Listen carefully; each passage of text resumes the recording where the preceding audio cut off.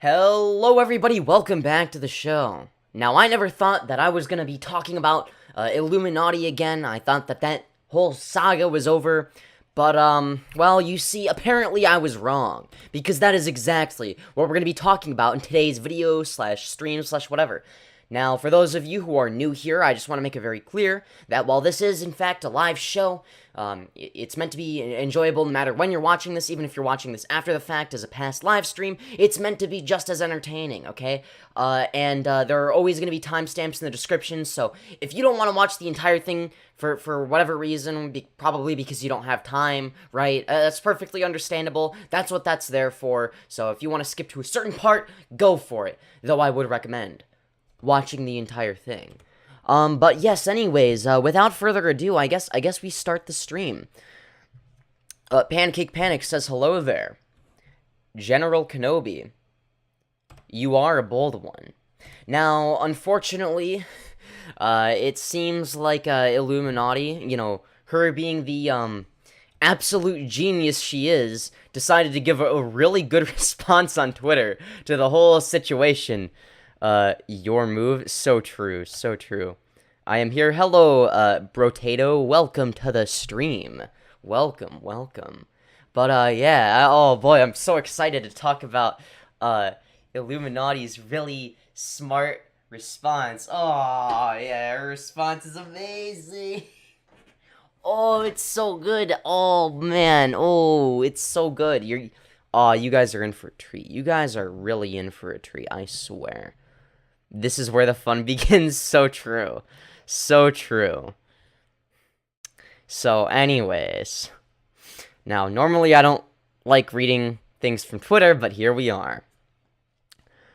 So, a couple days ago, Illuminaughtii decided it would be a great idea to go on Twitter and say, hey everyone, I am fully aware of the recent false allegations that have surfaced. I want to take a moment to publicly state that I am taking these allegations seriously and am committed to rectifying this situation promptly and appropriately. Wow, very promptly, within only like a week after the videos were released. You managed to shit out a tweet. Good job, I guess. But, oh man, it just keeps getting better. Illuminaughtii is just the gift that keeps on giving. Oh, there's more tweets. Oh, I'm so excited. I understand the concerns and potential impact that these false allegations have caused. My team and I are actively working behind the scenes to gather all relevant facts. I am committed to transparency and accountability throughout this process. Rest assured that I am taking decisive action to address this situation. I will provide updates and communicate any necessary actions as soon as possible. Thank you to all those who are standing by me during this challenging time. I will not allow these false allegations to be weaponized as a way to silence my voice. I appreciate your patience and understanding during this challenging time. I am dedicated to upholding my channel's values and delivering on our commitments. I am confident that the truth will prevail. Well, so am I, but not for reasons that Illuminaughtii wants. Let's be real. Not in a way that benefits her, I guess we could say. Sincerely, Blair Zahn. Oh, God. This might be one of the worst things I've ever read. Oh, boy, where do we even start? Oh, God. I want to die. Oh, God. This is just sad. This is beyond sad, okay? I think sad is underselling it, okay? Alright, let's go through these one by one, okay? We'll dissect what she's saying here, you know? Maybe I just don't understand the genius that is behind these tweets. I just don't have the sheer intellect that is required to understand what she is saying here, you know? But, anyways, oh, man. Ah. Oh, dear. Oh, dear.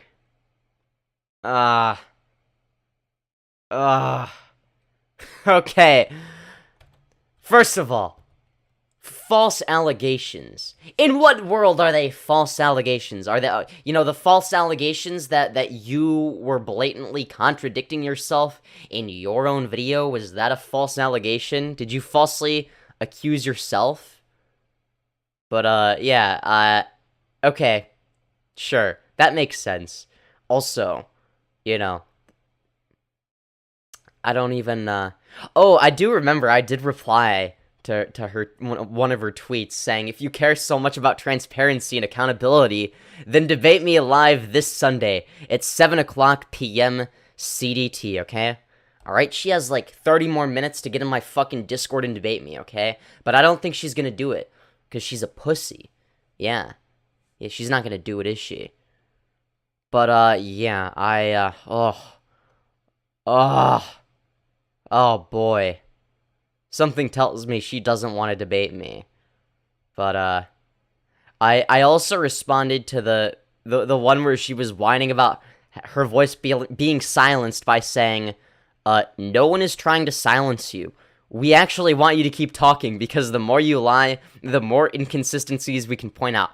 Which couldn't be any truer, by the way. I also said, how are they false allegations when your own video was littered with provable lies and contradictions? Who is standing by you? Oh, this is so fun. Who is silencing you? You've been putting out videos constantly since everything happened. No one is silencing you, yet you're trying to silence others. You are sending cease and desist letters. True! Which we're gonna get into, by the way. Claiming to be silenced while handing out cease and desists is genuinely hilarious. True! Ah! Ah! Oh, man. This is too good to be true, man. And I thought my day couldn't get any better. Oh, man. I was bullying the incel community later. They were, they were very, I was bullying the incel community, and, well, apparently that wasn't good enough for my day. My day is only getting better, okay? My day is only getting better, alright? But, yeah, man. Ha.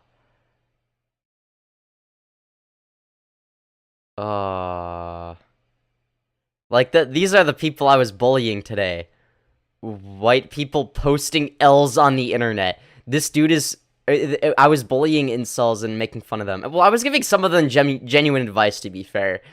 This person's like, this dude is hooking up with queers. You're trying to have a normal heterosexual sex, lol. It's not even comparable. If anything, the fact that he had to completely emasculate himself to get laid at as a 5'6" male is more blackpilling than anything incels post. How? How is that blackpilling? That's the opposite. It's proving that you don't have to be masculine to get laid. And it's not like I'm just getting laid by men, okay? Alright, women, look, women can wear, can peg, okay? Women, you know what, no, we're not going there, we're not going, just stop. No, we're not going there. This person's like, I would rather be an incel than emasculate myself, not gonna lie. It's like, well, no wonder why you're a fucking incel, because you're retarded. Alright, women are attracted to people that are intelligent, okay? You simply aren't. It's like, oh, okay, you would rather,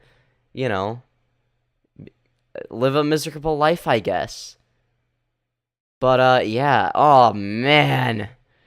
So, the fact that not only not only do I get to bully incels today, but we get to go back to bullying Illuminati. Hell yeah. Ah, yes. Hello, Honey Bun's #1 bussy consumer. Hello, Toki. Hello, Pregruwu. Pregru. I don't even know how to. Hello, 1,000 dumplings. Wait, I just got it. She covers pyramid schemes, and her character is a pyramid. Oh my god, I just realized. So true. So true. But, yeah. Oh, my day couldn't get any better. Apparently, Illuminati also, well, she, you know, may or may not have had a little bit of a falling out with the Leftist Mafia. I'm so excited. I'm sure it was a mutual little breakup. I'm sure they just, went their own separate ways, I'm sure that's what happened. I'm sure it was nothing else. Alright.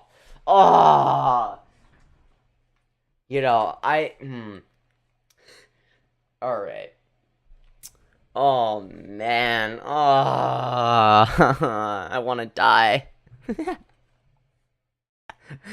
Oh, boy. So, the first video we're going to be watching is called Addressing Illuminati's Absence. And, apparently, this is the video in which, well, they discuss Illuminati's absence. I don't know what else to say about it, so I guess we're just going to be starting the video right away. Hell yeah.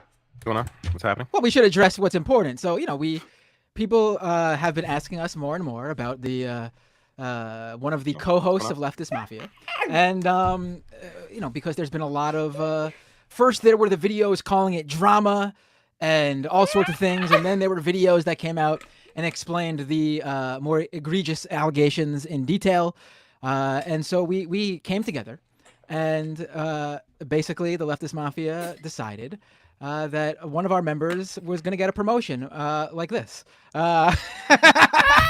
If you guys remember this scene from Goodfellas.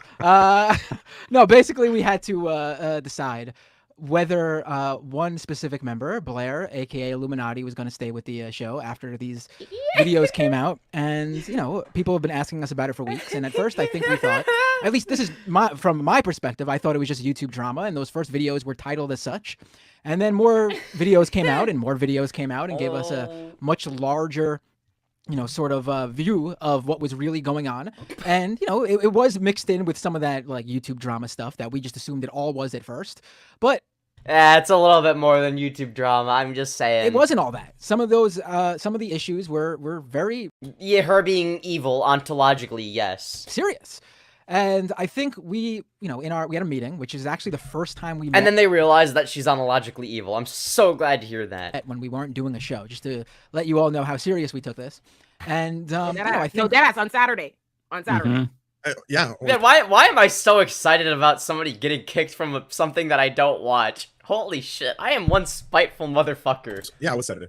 Yeah, and I think we decided that the combination of how serious some of these allegations were, combined with the fact that unfortunately Illuminati was not addressing the more serious allegations.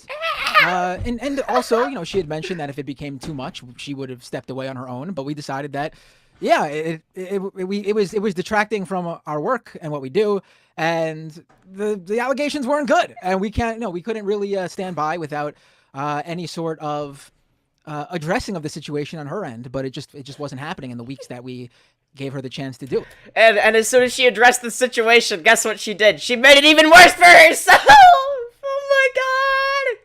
I'm sorry. I know it's YouTube drama. Look, I know it's well, it's more than YouTube drama, but it's still, I know I don't know any of these people, but like, this is, all right, okay, yeah, no, there's no justification. I care too much. I'm sorry. I get too excited over stuff like this. This is why I want to do this as a career.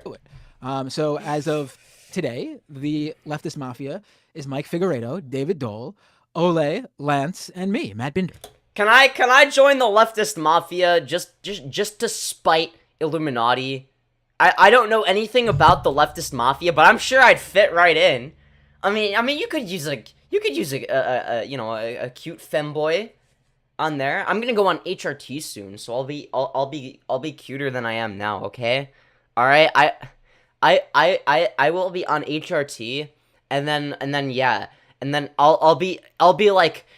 Not only will I be Femyoz, the greatest debate lord of all time, but like I'll be like super Femyoz, you know? Like I'll be like Femyoz, but like even better, you know? Which is like not even physically possible because I'm already the best. But just ignore, just like pretend like that's yeah. You get the point.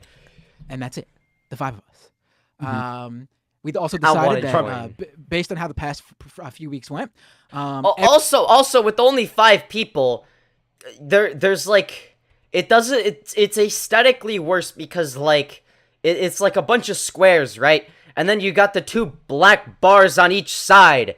It looks stupid. If only there was somebody who could replace her. Oh, wait, there is! It's me, yours truly, here to replace Illuminaughtii. Hell yeah. Every month, our audience will vote on which one of us gets kicked off the show next.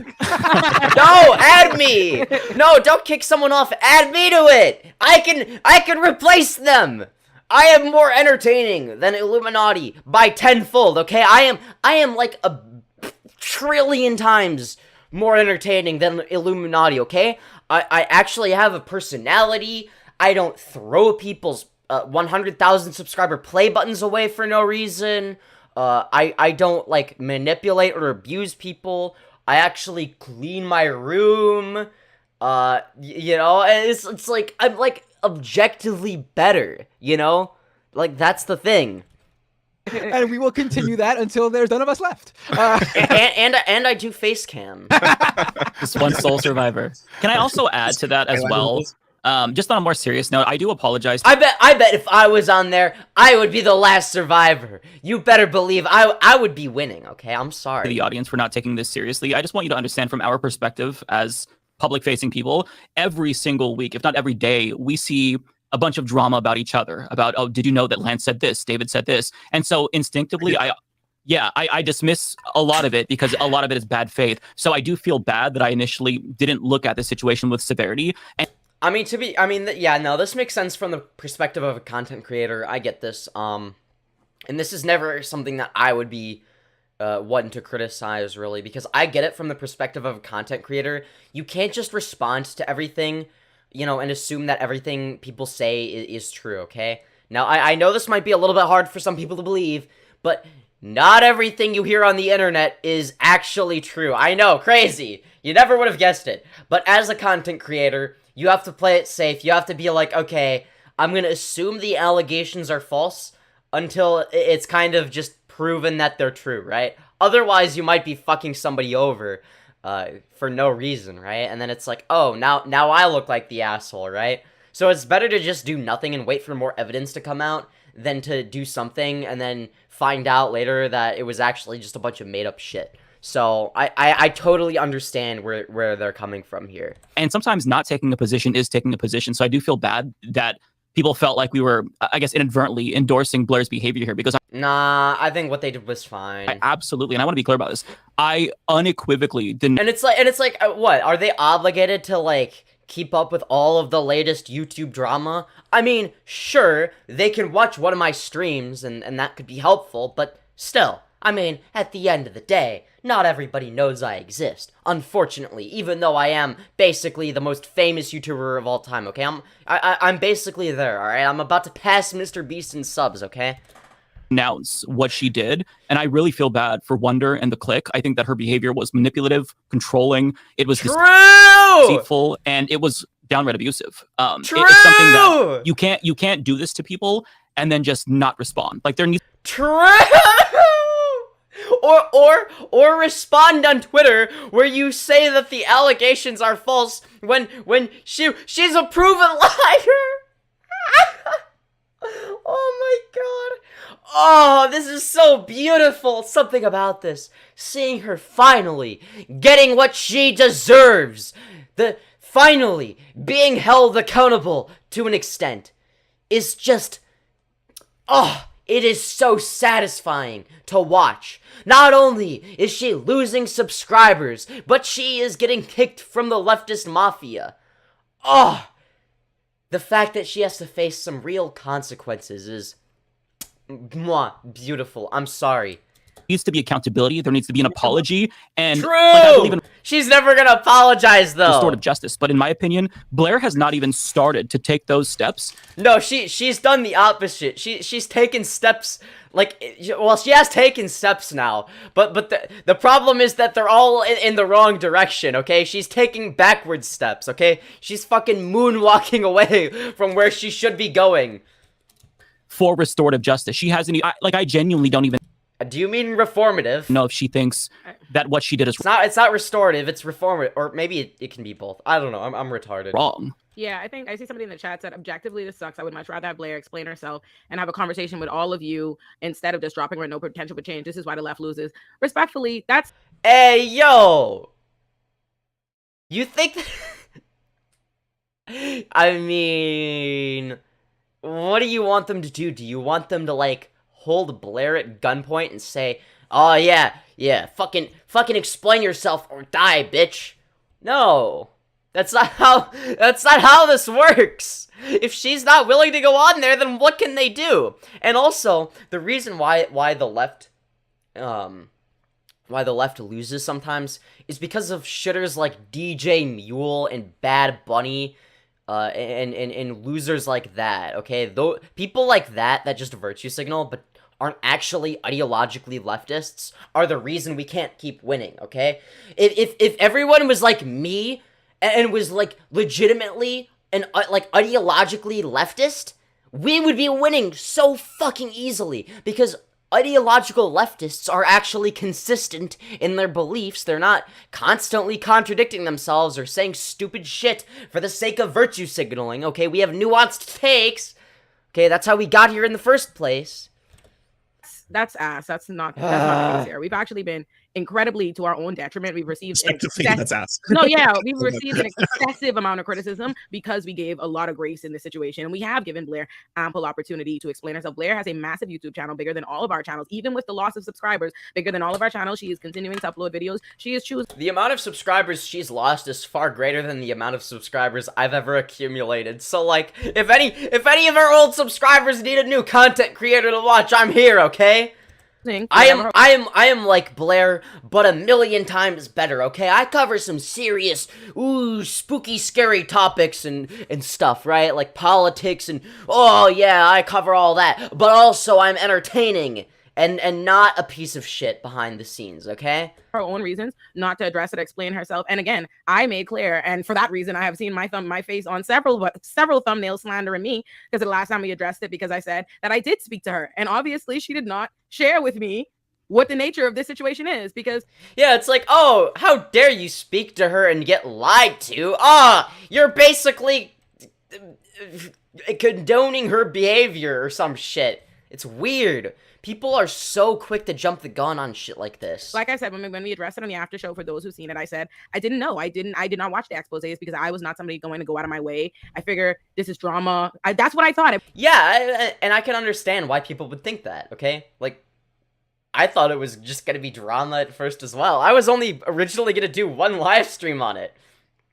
Because I was like, okay, fine. Okay, people keep asking me, like, people kept asking me what my opinion on the situation is, and I'm like, okay, fine. I'll cover the drama, okay? So that people stop bothering me about it, and now I'm, like, addicted to it. Because it wasn't just drama, right? Like, the first stream I did was literally called Fine, I'll talk about Illuminaughtii, because I didn't even want to in the first place, but then I changed my mind. It was actually interesting. I'm like, oh shit, I gotta make a part 2, a part 3, a part 4, and now a part 5. Oh. And we're always like, to echo the earlier also started way more minor too, right? But It's like, also, let's little things that escalate to bigger things. right. We should make it clear that those first videos, like, I really have a hard time watching videos like that based on YouTube drama. And those first videos were that. They were even titled as such. Like, I'm not even like just myself, I'm like describing it as that. Some of the videos. Are you talking about the ones from like a year or two ago when it was like the false DMCA claims and shit like that? Yeah, I would consider that to be YouTube drama. I mean, she was unambiguously in the wrong and dishonest back then as well, but still. Videos I saw when people told me, oh, you gotta watch this video, it was like, the Illuminati drama explained, the controversy around Illuminati. Like, those sort of clickbait headlines don't do anyone any real justice or help if the actual, based on the headline too, but also a lot of the content was mixing in some of this basically, like, this creator doesn't like this creator and they have a beef over this sort of menial reason. Like, when you mix those things into the real issues that were focused on weeks later, I think you sort of muddy the water. And that's why I was so Nah, you can talk about both. It's not mutually exclusive. confused at first, and I think the rest of you felt that way too.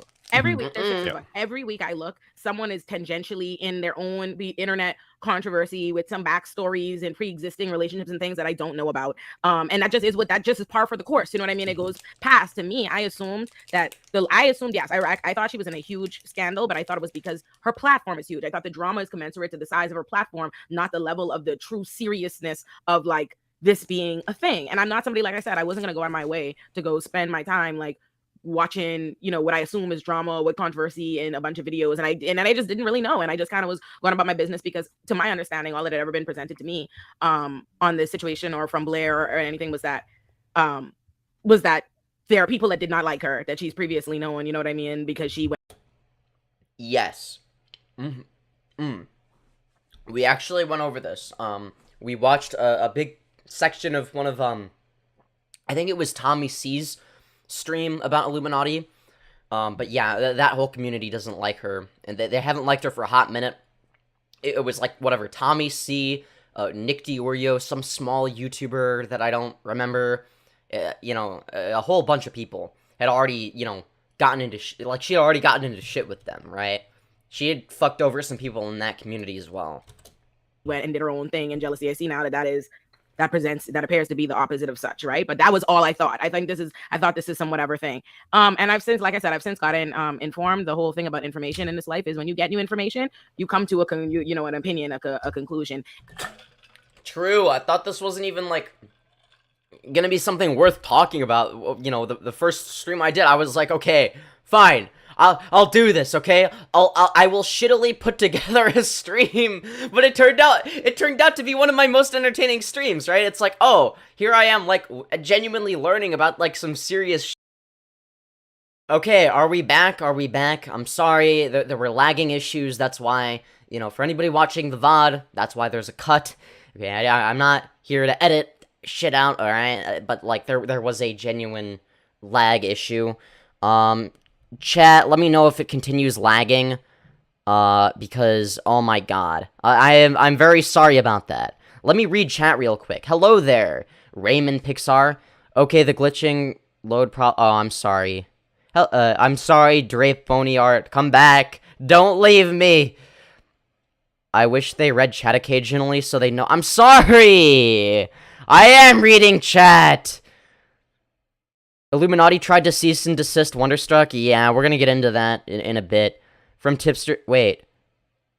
Oh, okay. Hello, Megan H. You're not fully legible. Okay. If we had known she was a landlord, damn it. Yeah. The lag is unbearable. I'm sorry. I can't... I didn't know.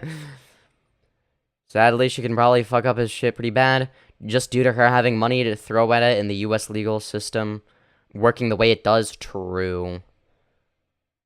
I heard that Oz is making his own response video, not sure if you know this or not. Just got here? Ah, well thank you for telling me. I appreciate that. But everything on the internet is not true, then how could we trust you, Femyoz? Because I'm different, okay? I'm built different.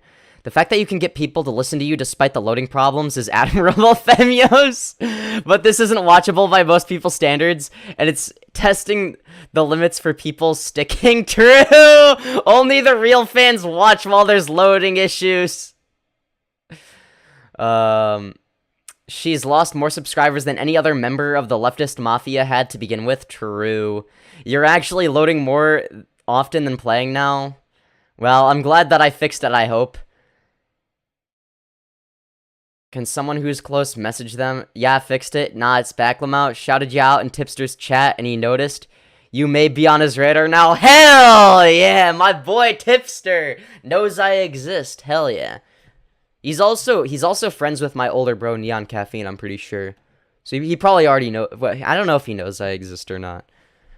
But in case he didn't already, he does now. Heard about your channel from a comment on Tipster's stream. Hell yeah. TBH, I'm drunk. The loading doesn't affect me. Nice. Nice. Where was I? How far did I get into the video? I'm gonna look. I am like genuinely learning about like some serious Uh-oh. Okay. We were approximately, what is that? Okay, like 11 and a half minutes into it. All right. Sorry. Okay. All right. We're back. All right. All right. We missed out there. I said some good things, but oh well. It's okay. We were 11 and a half minutes into it. All right. No one, you know what I mean? Because she went and did her own thing, and jealousy. I see now that appears to be the opposite of such, right? But that was all I thought. I thought this is some whatever thing. And I've since yeah, there was a little bit more to it than that. Like I said, I've since gotten informed. The whole thing about information in this life is when you get new information, you come to an opinion, a conclusion. And I will say this: I understand why a lot of there were somebody in the audience last week. I had noted, I seen say, we're worried about y'all. You know what I mean? Is why we're, and I was like, in my mind. I mean, I don't blame them. I would be as well. In my spirit at the time, I was like, what the fuck are you talking about? Whatever. And then by the time I watched 15 exposés, it's really an unfortunate thing to piss off excellent video essayists because, fascinating drama. I mean, to be fair, I don't have an issue if I end up pissing off video essayists. I mean, my entire space, like the whole debate community, does it all the time. Okay, Vosh actually goes out of his way to do it on purpose. Like he and look, I'm not here to piss off every video essayist, but if I don't end up with video essayists hating me, then what am I doing with my life? Like, if DJ Mule never makes a video lying about me and spreading false accusations, I have failed as a leftist content creator, okay? If he never lies about me, then what am I doing, right? Person who loves reality. All of them. Yeah, I understood what people were saying. I see, what's up. I understand why y'all were like, we need to watch the videos, we need to this. Oh, I understand. Yeah, and I hope they watched my stream. I want to add also that the only context that I had was Blair's initial response video, and at that point when I watched that, I thought that the totality of the drama was the Legal Eagle stuff.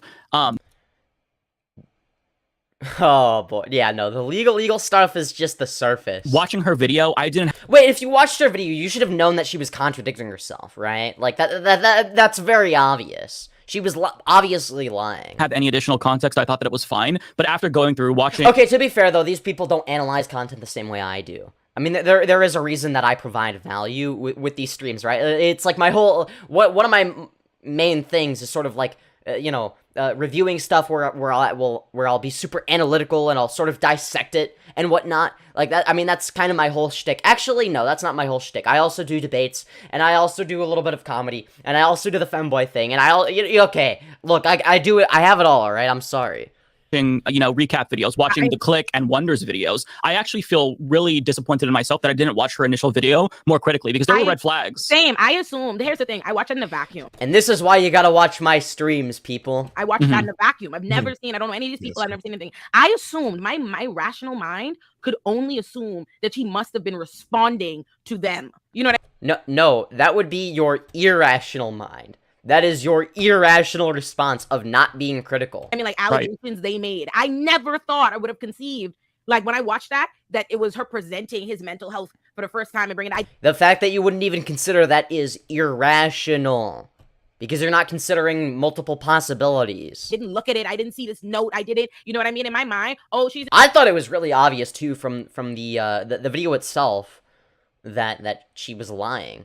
And this was me watching it for the first time as well, right? I had watched it for the first time, and I was like, okay, even though I kind of don't like her already because of the Legal Eagle stuff, I'll give her the benefit of the doubt starting out.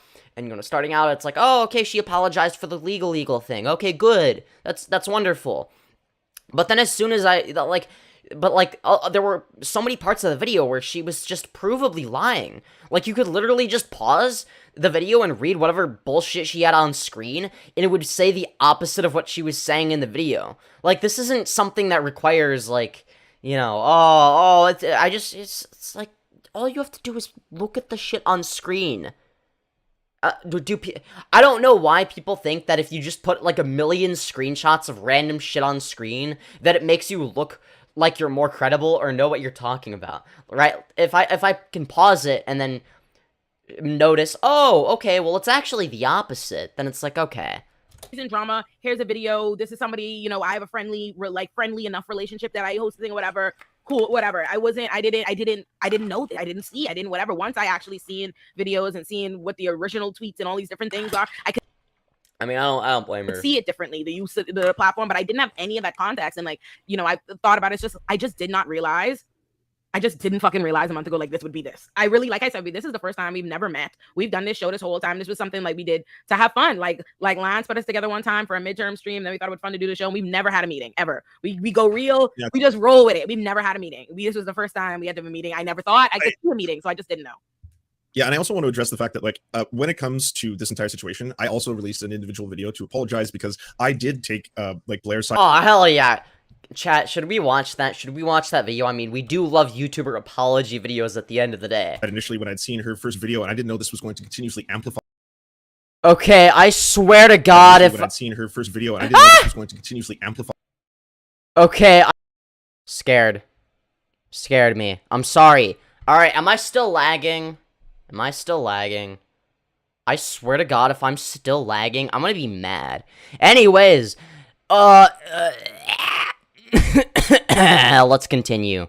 Alright, I think that the last thing we were talking about was something apology video was the last thing that you guys got to see. So I gotta rewind a little bit. Do the Tim Pool thing.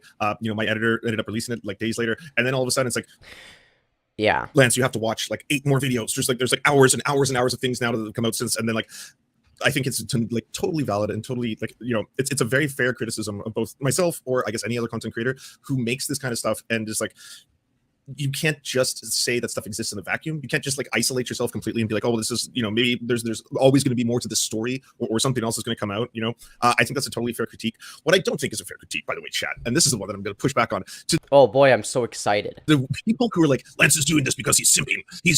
I don't know. I mean, maybe he is simping. You never know. He's simping. This is first off, you can have friends who are women. It's okay. It's awesome. Wait, what? Really? No way! You're telling me that you can have friends that are women? Holy fuck-a-moly! I never would have guessed that. Actually, it's super based. It's super awesome to have friends who are women, and also standing up. Imagine having friends. Can't relate. For women in general, doesn't immediately mean that the only reason is you want fuck. Like, yes, what do we get to? I want to fuck. I want to fuck women. I want to fuck the women. Yes, that is my only motive in life. Fuck now. And if you really want to push this whole kind of, like, I was ow, my throat, being led astray to, and I know this is for internet trauma and everything. You could say the same thing about when I saw the Clicks video for the first time. I was like, oh, this is an incredibly gorgeous human being. He's very beautiful. I mean, yes, I couldn't agree more. The Click is a beautiful man. All right. Am I being swayed by that itself? Am I not, like, going to listen to the arguments that come out right afterwards? Am I not going to hear, you know, what happens? It's absolutely ridiculous.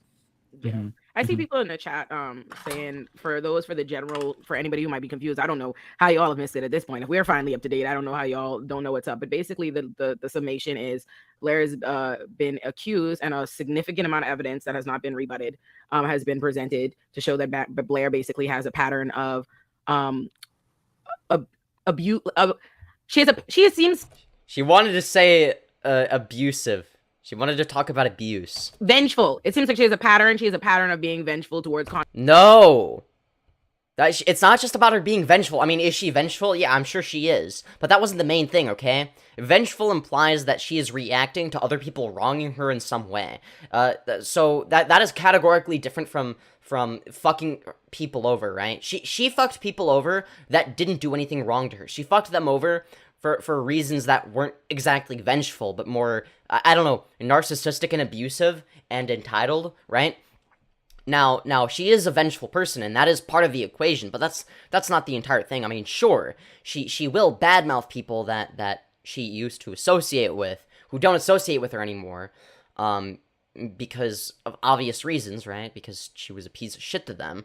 But you know, again, that's not the entire equation. I think it's important to just call abuse, call it out for what it is. I mean, I heard she was about to say abuse, right? If you scroll back, you can hear it. Been accused, and a significant amount of evidence that has not been rebutted has been presented to show that Blair basically has a pattern of a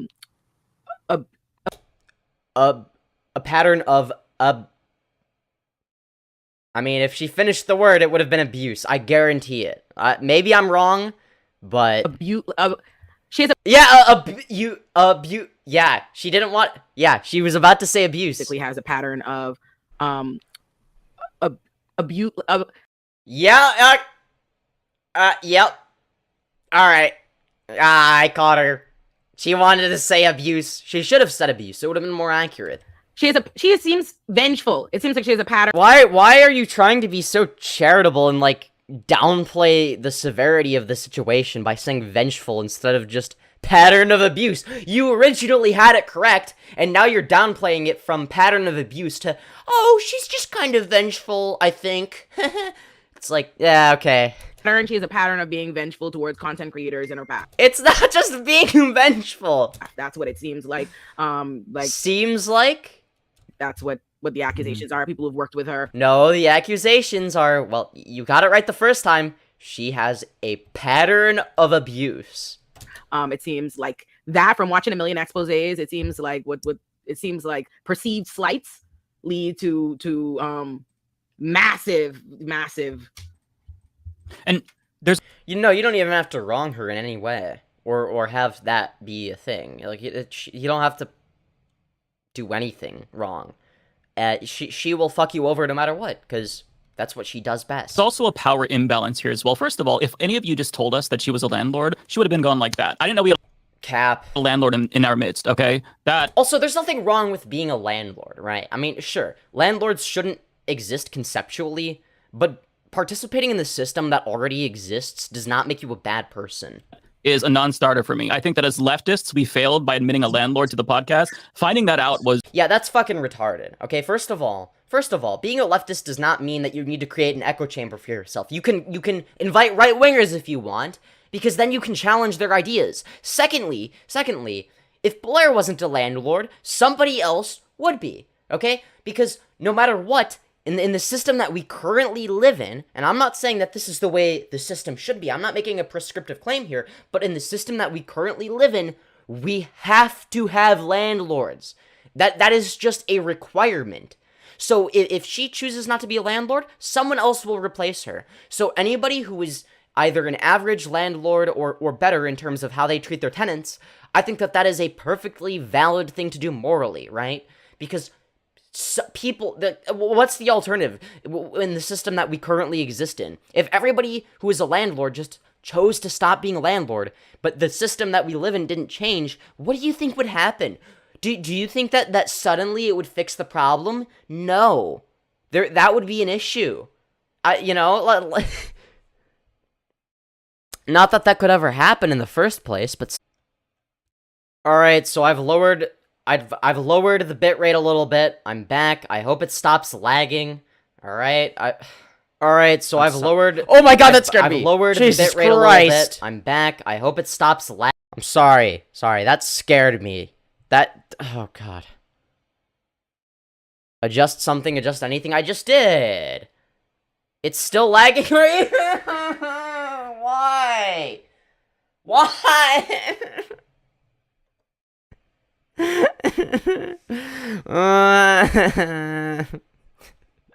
Alright, I'll try. There are like rats chewing on the wires in your house or something. True! Alright, I'm gonna turn my Wi-Fi off and on again, okay? You've gotta be kidding me. Alright, my camera needs to go. Okay, there we go. Camera's on. I think we're back. I swear if it's still lagging, I'm gonna be so pissed. Is it lagging, guys? Chat. You've gotta be kidding me. All right. Oh, my camera needs to go. Okay, there we go. Camera's on. All right, I think it's working. All right, I'm sorry. And I'm sorry to everybody watching the VOD that has to deal with this stupid BS. All right. Not that it's, taking as long for you guys, okay? People that are watching it live have it a lot more rough, okay? I'm sorry. That's just how it is.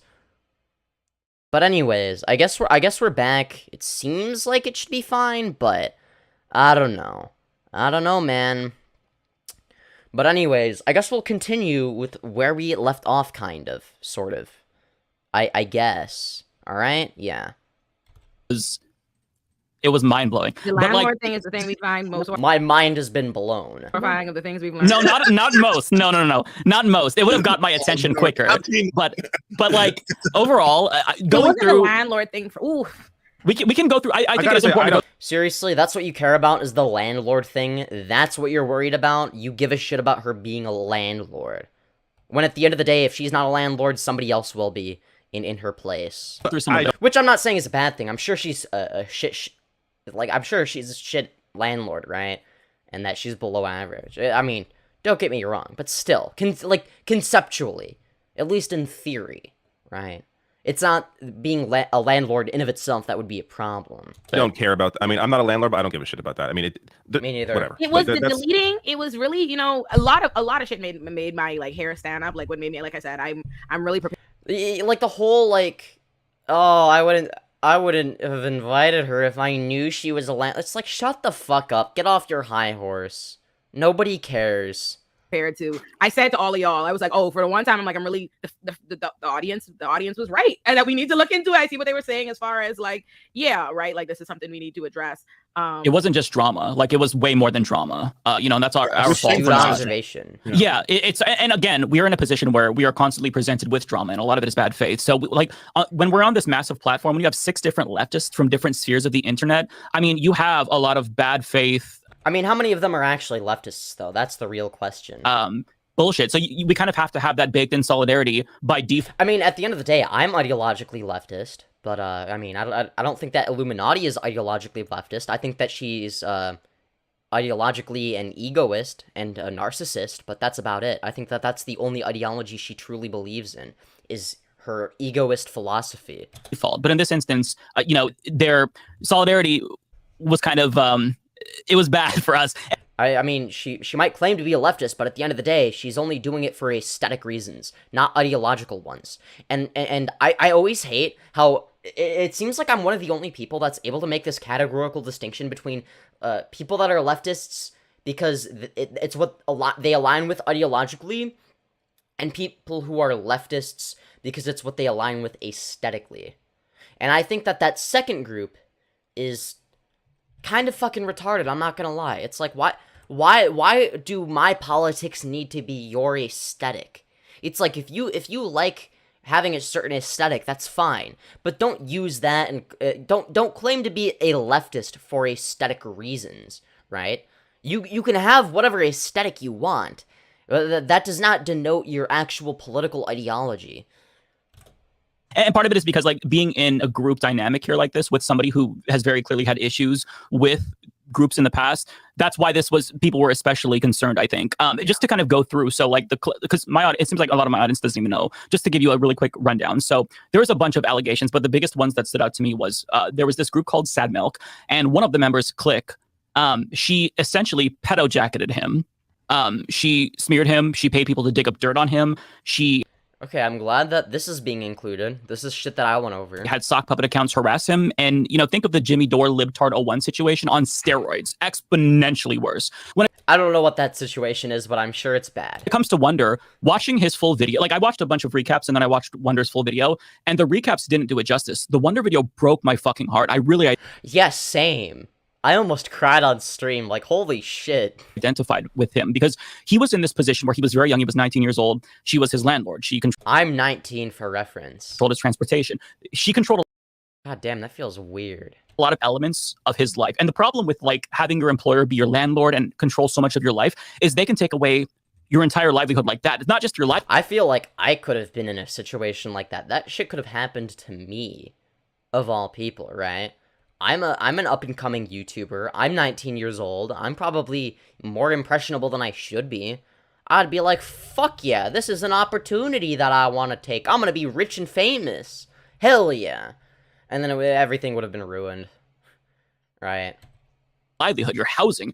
And basically that happened to Wonder. He lost everything and it nearly drove him to the brink of suicide. And then she took that and she used that against him in his video when he talked about how, and this part really struck me in Wonder's video. Wonder talked about how he told Blair he was trying to unalive himself. He was looking for the keys to his dad's gun cabinet. And her response to Oz Media, and Oz is somebody who kind of covered for her and brought all the receipts, was that, well, I don't know what the reason was effectively why he did this, but I'm just concerned for myself. Not even taking into any concern his personal safety. And she kind of framed it as a wellness check when she called the police on him. Wonder shared how, telling the police there's a suicidal man, that could put me in danger, even though I was suicidal there. It's just... No. She didn't say suicidal man. I think that she said mentally ill man with a gun or some shit like that. Something that clearly makes it obvious that, oh, she doesn't actually give a fuck about him, right? I don't even think she said suicidal.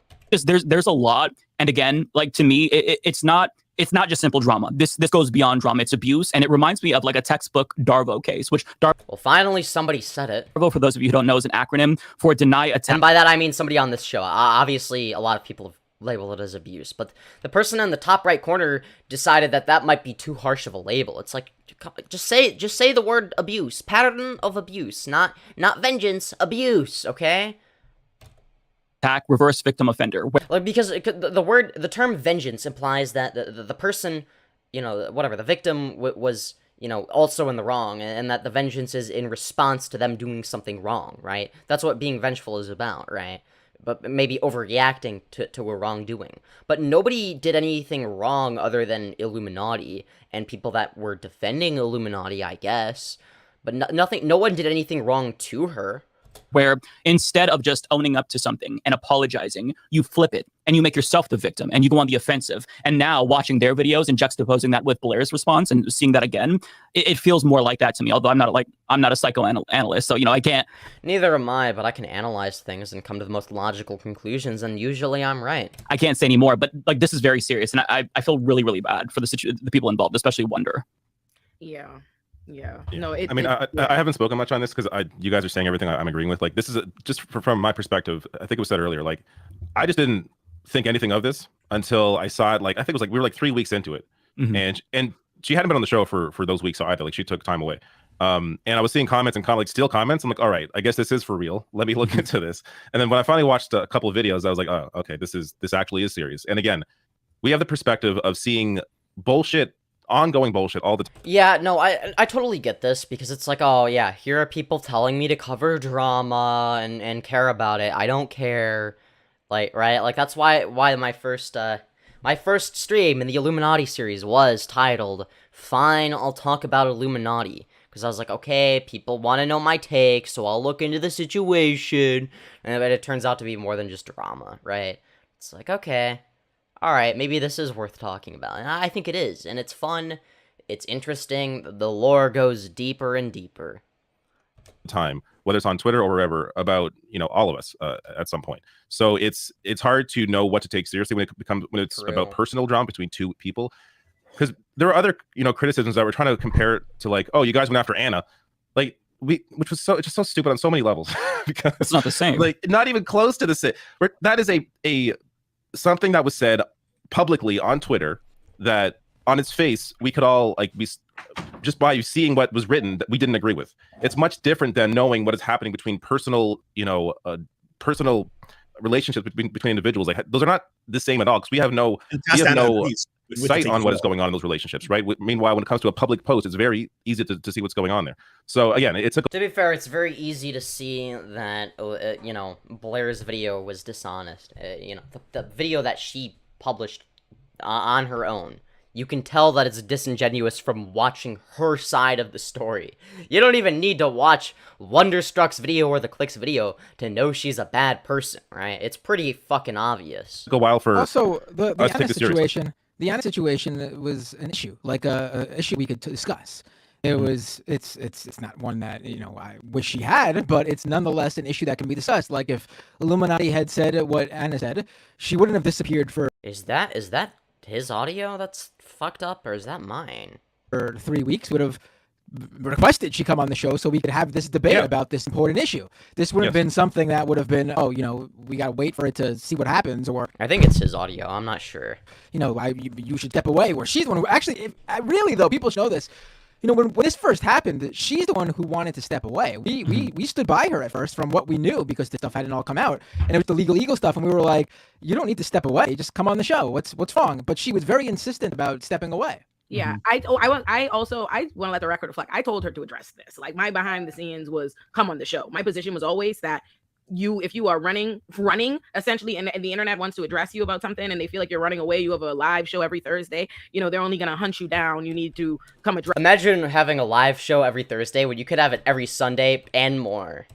Yeah, checkmate. Address it. You know, that was always my position, and it always was. But again, I didn't have the context of what the situation was, and I want to echo a lot of the earlier sentiments. The Anna Kasparian thing y'all are doing, that's a false equivalent with the situation in its entirety, and I don't even feel like addressing it. And wait, as the far Anna as Kasparian thing? Wait. Was she the one that was getting mad over the term birthing person or whatever the fuck? Wasn't that her? She was like really mad. But I don't remember what it was. All I know is that from now on, from this point onward, I will always refer to Anna Kasparian as a uterus person, okay? She is one of the uterus people, and I will call her that until the end of time, because I think it's funny as fuck. As the Blair stuff, listen, it's very frustrating, because y'all have to understand, we're doing a live show across a bunch of different platforms. We have to look at a bunch of live chats and comments and things that get in your head. People are literally swarming our chats. They're being it's stressful, right? And then there are a lot of people who do not and have never watched our show. Just don't read chat then. It's easy. Now suddenly they're I do it all the time. You know, people bully me for that, but it's like, okay, I'm doing a segment. Like, come on. watching the show, I do segments, and then I do parts where I read chat. It's like, come on. you know, screaming at us, saying all these negative comments about us, you know, in the audience, because we haven't responded to this or blah, blah, blah, but they have no other context of us, no other life of us. It's very, we were wading through a lot, and trying to figure that out, and we're doing our best, and I think we're doing our best to be as Okay, to be fair though, part of the issue is I don't have multiple monitors that I use, so it's like, okay, I literally just use my laptop monitor, and it's like, okay, it's good enough. transparent as humanly possible. I feel like a lot of other shows and places and stuff would not be having a conversation with you or anything like that. You know, we are trying. I feel like y'all should give us a little bit of grace. But yeah, I want to echo what I'm willing to give a little bit of grace, but that doesn't mean that you are exempt from any and all criticism, right? Mike said, and I want to be, like I said a few times, I want to be accountable at the audience. I think the audience was right to tell us that we should look into True. it. I don't think that makes us wrong for not realizing that we should have like looked at it and been, you know, super involved. But I do appreciate that y'all. I mean, you probably should have looked into it a little bit sooner, right? It's like, okay, I can understand not looking into it right away, but it's like, okay, this is your guy, this is your person, right? This is somebody that you're working with. If everybody is saying that they did some really fucked up shit, you might want to look into that. I'm just saying. Now, I you know, so I don't want to hear any of this bullshit of, oh, well, we did absolutely nothing wrong. We acted perfectly. It's like, no, you did some stupid shit. You, as in, you know, it's like, yeah, you didn't give enough of a shit, and you can be criticized for it, right? You should have at least briefly looked into it, right? Just to see what the allegations actually are. Right? Like, for all you knew, she could have been, like, a pedophile, like, grooming children. You don't fucking, like, if you genuinely don't know anything about the situation, it's like, well, you don't know what the fuck is happening, right? It's like, I understand, you know, giving somebody the benefit of the doubt until you see that they are guilty beyond a reasonable doubt, but at the same time, you should still be looking into shit, right? Y'all insisted, and that we took the time to go look into it, because I see that it is a much bigger thing. Because I watch, like I said, I watch a lot of videos, and I kept learning more and more information and seeing that this is largely a pattern, and seeing like I haven't had any issues with it, but what I found were very striking is of the information that have been presented to me, because I have, like I told y'all, I have talked to Blair, and since all this has happened, I talked to her. What was being given to me just did not at all present what was, you know what I mean? I felt very like, No, I can understand that. I believe that for sure. What the fuck? Like, hey, what the fuck? When the fuck did I enter the Game of Thrones? I was blown away. I'm like, what is happening? Like, I'm like, Yeah, it is a little bit confusing at first, but yeah, I mean, fair enough. no, so. Like You know what this made me realize? I would be so shit at the Game of Thrones. I was like, when this was all going on, I do not give a shit about Game of Thrones. Can you please not talk about that? Because I couldn't care less. yeah, I was like, oh my god, I would love to think that I was going to be some kind of, like, bisexual god king, like the Viper or some shit. No, I would get rolled. I would get so rolled. There's like so many moments where I'm just like, wait, what? Because I'm too pristine. I would get manipulated. Pretty good. I had everybody's reactions, like everybody in Leftist Mafia pegged for how we'd respond in different situations and stuff. The thing about the Blair situation is I'm not paying attention to Blair because Blair, has only ever served she's a triangle. We don't see her in the first place. Right, we don't know what she looks like. like. 10 minutes collectively the entire show. I mean, a picture of her is in the thumbnail. You can know what she looks like. Her face has been revealed before. Now, maybe not in the highest of quality. I mean, I had to use AI to fucking, just for the sake of making the thumbnail look nicer, but still. And so she serves more moderatorish when she's here, and she's pleasant in those interactions, so there's really no reason for me to assess her, you know what I mean, to like be thinking about her on a deep level. Well, if everybody is telling you to assess her and that there's a problem, then maybe you might want to actually take that into consideration, right? It's one thing if, there's like 2 trolls in chat that are saying that somebody's like a pedophile or some stupid shit. Okay, fine, whatever. Don't take that seriously. I understand that. But if your entire community is saying, oh, hey, by the way, that Blair person is actually an abusive piece of shit, you might want to look into that. Then maybe you should consider looking into that, right? And so, we've only... Meanwhile, she was Littlefinger the whole time. She was oh playing my behind god, the scenes. Littlefinger, seriously, nigga, seriously. So I was like, yes! Hey, yo, look, like, and I had to, like, go to, like, me and Lash had pretty much been on, like, I would have been cut in season 1. I would have been cut in season 1. I had to go to Lash on Saturday and be like, no, dead ass, hold on, wait, wait a second. I think we were, I literally went, I said, we might, I hate it, but David Doyle might be right. I was like, let me go to the chat and get home. This is comedy, guys. This is the part where we all laugh out loud, okay? Don't forget to laugh out loud in the comments, you guys. In chat. Sorry, fuck. I always get chat and the YouTube comments mixed up, okay? Whenever I'm recording a video off stream, I say chat, and then on stream I'll say the comments a lot of the time. It's like I use them interchangeably almost. It's a problem. Maybe you should give more credit to me in my chat from now on. Then I think that's what should happen. You're beating the racism part. Let's not get ourselves, but I will give you credit. I will acknowledge. I did come I told y'all in our official meeting. I said, "Wait a second, I have a new opinion. I watched the videos. I said I have a new opinion. I am totally prepared to embrace humility and say when you get more information, you can come to a different conclusion." Based. I see what's up. It's real fucking crazy. For me, it was the Wonderstruck stuff really blew my fucking mind. And I also was really like, I hate. Blew you. That sounds great out of context. Yeah. I like when things blow me. Don't you just love when Wonderstruck blows me? Aw. Hell yeah. For my own self that I'm just so busy and not thinking about it that I missed it was an oversight, because if I had been paying attention. Now I'm covering her. I'm sorry, guys. It should have immediately alerted me. Why would a CEO or why would the boss be, buying a car and all these different things? Like, it's so obvious once it's exposed and once the receipts, like, you know what I mean, what's happening there. But I just didn't fucking think about it like that. From my perspective, how it was being presented to me was very like, look at what I've done for this person, and this person is doing this to me. And I'm like, yeah, you know what I mean? And I also think, I wish. All right, yeah, this is, they're not saying anything worthwhile at this point. Blowing Femyoz versus Femyoz blowing. What do you think I'm better at? It works, though. You do have to squint, depending on how far it is from you, but yeah, it helped. Wait, what? Okay. Their name is literally, Leftist... Oh, God, I'm so...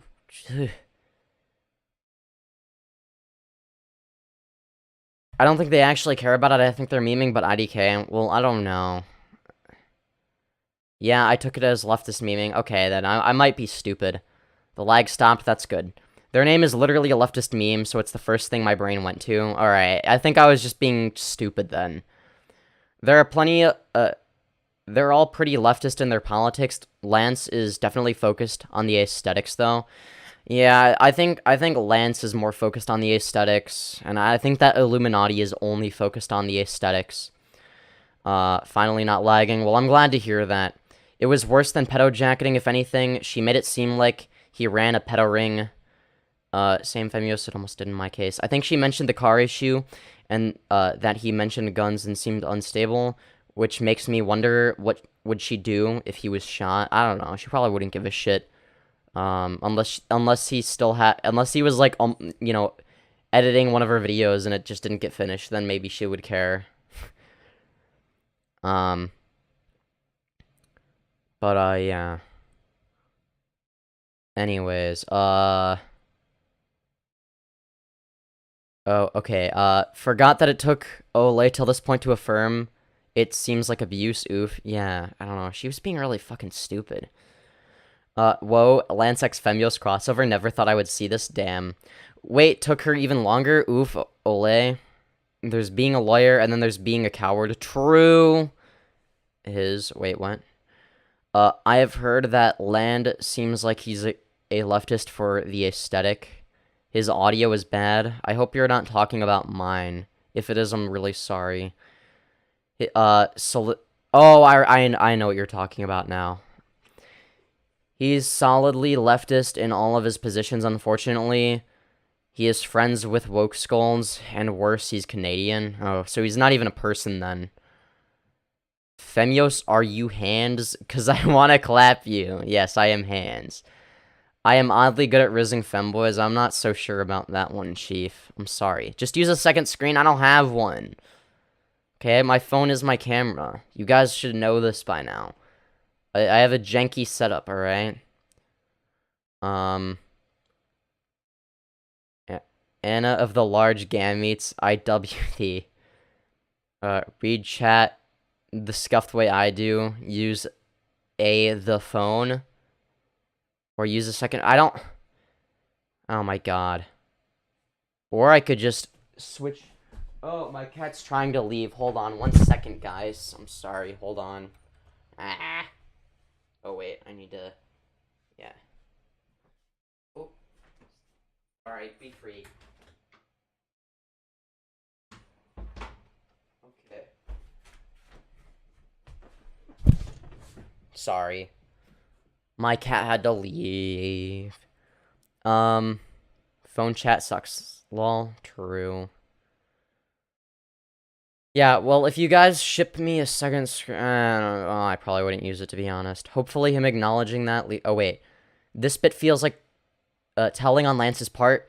He thinks he's a lot more clever and socially aware than he actually is, when he's kind of just a naive dumbass half the time, true. Hopefully him acknowledging that leads to personal growth. Not gonna lie, thug shaker dudes are better than femboys. Cap. What are you talking about? It's scuffed, but it worked. What are you talking about? I'm using my phone as my camera. Jesus Christ. IDK, I like Lance, though. In his debate with Tim Pool, he seems like he legitimately cares about what he was talking about. I think he did an okay job. I don't think I would have done any better, but the main reason for that would be because I'm not good at dealing with gish gallopers unless they're, like, super... Like, I just can't hold them accountable well enough. Like, I can't... Like, it's, like, hard to know when to interrupt them. Because it's, like, Tim Pool is, like, a bad faith, dishonest actor, but he's not, like, aggressive, you know? So it's, like, I don't know. People like him are really annoying to deal with. Because I don't want to come across as, like, this domineering asshole. But at the same time, it's, like, how I need to hold him accountable for the shit he says, right? I can't let him just constantly gish gallop. The Thug Shaker song by the erotic barber guy and another... Okay. Or at least have a co-host to read chat for you or... Where would I get a co-host from? Do you think I can just pull that out of my ass? If we could, post GIFs in chat, I would post the Thug Shaker black dude twerking with the egg carton on his head. That is oddly specific, but yes. He was solid on the trans shit. Yeah, the black market. Yeah, alright. Sure. Yeah, let me just, yeah, okay. Alright. Okay, guys, yeah. Alright, yeah, I'll just get items off the black market so that I read chat faster. Okay. Sounds like a great plan. Thanks, chat. You guys are really helpful. Very helpful indeed. Alright, do we continue watching this? Nah. Nah, I want to do something else. I'm getting bored. I want to see what Tipster has to say. Or, actually, I think that there are other people doing live streams on this exact situation. I want to see if, I think Demon Mama was doing a stream on this. Demon Mama's pretty cool, so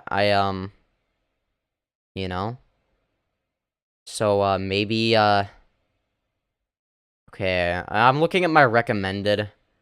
Are trans women debating TikTok star? San V reasoning? Oh, dear.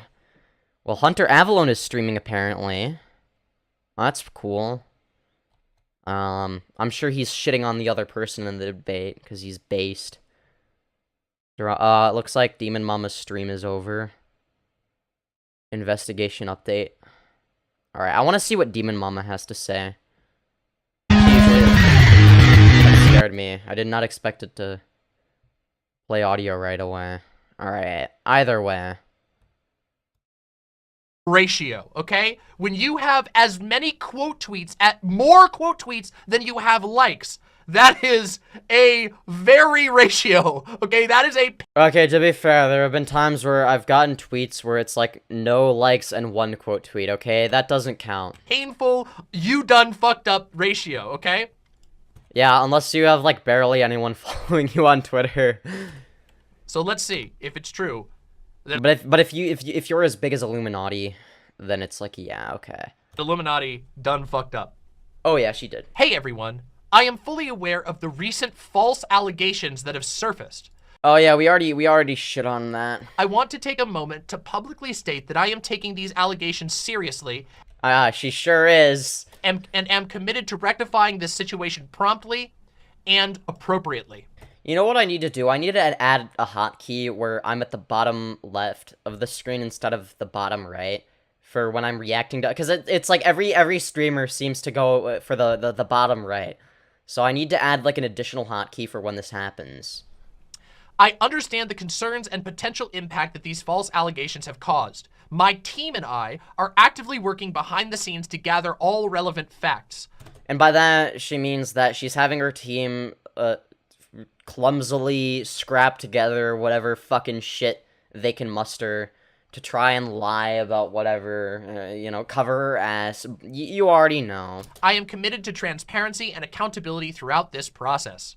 Yeah. Rest assured, I am taking decisive... Alright, we already read these. ...to uphold this.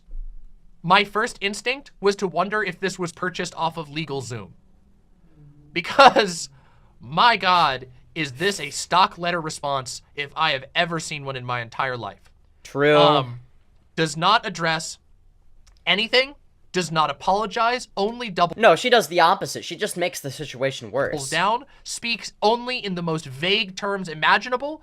Well, of course she does. I mean, we are talking about one of the most dishonest people on the platform, right? Sort of repeatedly hammers down a narrative. And I want to go through this step by step, what I'm talking about specifically with regard to hammering down a narrative. I am aware of the recent false allegations. Yeah, the term false allegations is just hilarious to me. I publicly state that I am Also, what kind of name is Blair Zahn? taking these allegations seriously. I understand the concerns that these false allegations have caused. My team and I are working behind the scenes to gather all relevant facts. Rest assured, I am taking a decisive action to address the situation. I am not going to allow these false allegations to be weaponized as a way to silence my voice. It's like she's so full of shit too, right? Like, oh my god. So first of all, no one has silenced Illuminaughtii's voice. Yeah, exactly, that's what I was saying! Ever. At all. Not even once in this entire situation. Yeah, literally, no one was saying she should be deplatformed or that her channel should get terminated or that she shouldn't be allowed to make content or whatever. No one was silencing her. She's just making herself look so stupid. Has Illuminati's voice ever been silenced? Not even once. And in fact, if we go right... However, she is trying to silence others. I will say that with the cease and desist. Now, we can go right now to Illuminati's initial response video. Exposed. That's what it's called. Let me just bring it up here real quick. The Illuminati exposed video, which is right here. I'm just going to show you so you can see with your own eyes. 1,030,000 views. She's being silenced, guys. So, I wonder, out of curiosity, maybe we can compare this. The Clicks video also has 1 million views, but let's see what Wonder's video has. I want to see what Wonder's video. Well, you see, it's the accumulation of the views against her. It totals to 2 million views versus her 1 million. She's being silenced. She's being silenced, guys. It's, what's the video? Wonder response. God damn it. Wonderstruck Guy, right? Is that the name of the account? Is Wonderstruck Guy? Yeah. Mm-hmm. Now, in comparison, Wonder's video has 300,000 views. Illuminati, 1.03 Oh god, I can't believe Wonderstruck is silencing Illuminati, guys. million views. Wonder, 300,000 views. And yet, in this statement, Illuminati is saying that she is not going to allow her channel to be, her voice to be silenced. Well, the good news Yeah, oh, poor Illuminati, she's the victim. is she's already decided to play the cancellation card. And the second thing I want to point out here, of course, is what I already sort of illustrated, is that how many times she repeats false allegations. This is the sort of thing that you would expect a politician to do, where when a politician is lying, they will repeat the lie in very specific words over and over and over again, so that the one thing that any onlooker takes away is the core narrative message. Yes! Yes, this is exactly what Onision used to do as well. And I know I've compared her to Onision in the past, and maybe that's a little bit of an over-exaggeration, but I don't even know, because it's like, the one thing that Onision used to repeat over and over and again is, well, you see, I am the most honest YouTuber, I am the most honest YouTuber, I never lie, I am the most honest YouTuber, I say things how it is. And it's like, he's like known for lying about shit and grooming people. So it's like, you know, I think that, you know, not to say that Illuminati is nearly as bad as Onision. I don't think she's a child predator. That's like the only thing she could do to become a worse person, right? It is you know, groom literal children, right? Because that's like a whole different threshold you're crossing there. Like, once you start fucking with, like, you know, literal children, it's like, okay, alright, or, yeah, nah, I don't, like, there's no fucking, no, just no, just, yeah. Allegations are false. Allegations are false. Allegations are... Guys, I think that Illuminati might think that the allegations are false. I don't know, though. Repeated into ad nauseum. Well, not that she actually thinks they're false. She knows they're true, but now, she's I lying. want to be clear that Illuminati was the one who made the allegations. There were a very limited amount of allegations that were made initially by Click and Wonderstruck. Both of them made very limited allegations. We went through this step by step in my original Drama Mama video, which, of course, just look up Drama Mama Illuminati, and you'll find the original video if you want to be up to speed, and I mean fully up to speed on this video, on what we're hell yeah. talking about here. We went in depth into this, into the if you want to go in depth, I mean, you can watch her first Drama Mama stream or whatever, her part 1. But I mean, I go even more in depth, alright? I'm the most in-depth motherfucker out there is, okay? I'm sorry. Her analysis abilities are really good, okay? In fact, I have taken some aspects of her analysis and implemented it into my own content, right? I mean, let's be real. We all copy each other's style of rhetoric. Well, more so me copying other people's style of rhetoric than anybody else, alright? I mean, you know, it's like, you know, I might be a little bit of a Hunter Ava clone, okay? I will admit it, sometimes, but I also am a Vosh clone, and an iDubbbz clone, and it's a little bit of a Demon Mama clone occasionally, and also a Keffel's clone, and also it's like, okay, I'm basically every YouTuber in the community. It just jumbled into one fucking femboy mess. Allegations that were made by Wonderstruck and the Clique initially, and their allegations were very controlled. Their allegations were functionally and very that's the thing, is they were consistent. Illuminaughtii wasn't. They all had narratives that you know, lined up with each other, had no contradictions really. You know, they basically just lined up completely, and then Illuminaughtii couldn't even keep her own single narrative straight. That she used her platform and to slander other people. The Clique provided incontrovertible, as far as I'm concerned. Incontrovertible, then? That's a big vocabulary word. Evidence that this indeed... I have never heard the word incontrovertible, or if I have, I don't remember it. It was true. That Illuminaughtii did indeed use her platform and others' platforms to wrongfully accuse her former co-workers of various things that damaged their reputation. True. That was basically all of the allegations that were brought forward before Illuminauttii's video. Yeah, I mean, she shot herself in the foot there, right? Illuminauttii's video went absolutely ham. Yeah, and it was basically just Illuminaughtii making shit up, lying, contradicting herself. I mean, the entire thing was riddled with obvious lies and contradictions, where she would say one thing, and then she would show a screenshot of, like, the complete opposite on screen, as if nobody was gonna read it, and then she would say something completely different that contradicts something she said earlier in the video, etc. Now, earlier on, I told you guys to remember a couple of things from the Leftist Mafia video about taking accountability, about apologizing where people were wrong, and about... I believe that, yeah, it would be nice if she were to take accountability, right? But let's be real, she's never gonna do that, right? Darvo. Do you guys remember when I told you guys to remember that stuff? No, I don't. Because this right here does not take any accountability. It does not offer any apologies. It does not own up to anything. And it's dishonest, right? I believe very firmly that this is another perfect example of Illuminaughtii engaging in Darvo behavior. Now, I don't know what Darvo behavior is. I'm sorry. For those who are unfamiliar, I'm not up to speed. So thank you. With the acronym Darvo, it means deny abuse,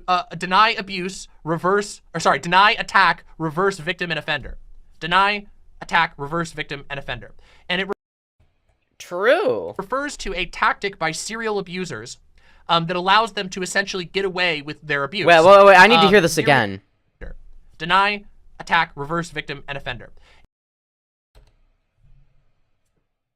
Sounds a lot like my ex. And it refers to a tactic by serial abusers that allows them to essentially get away with their abuse.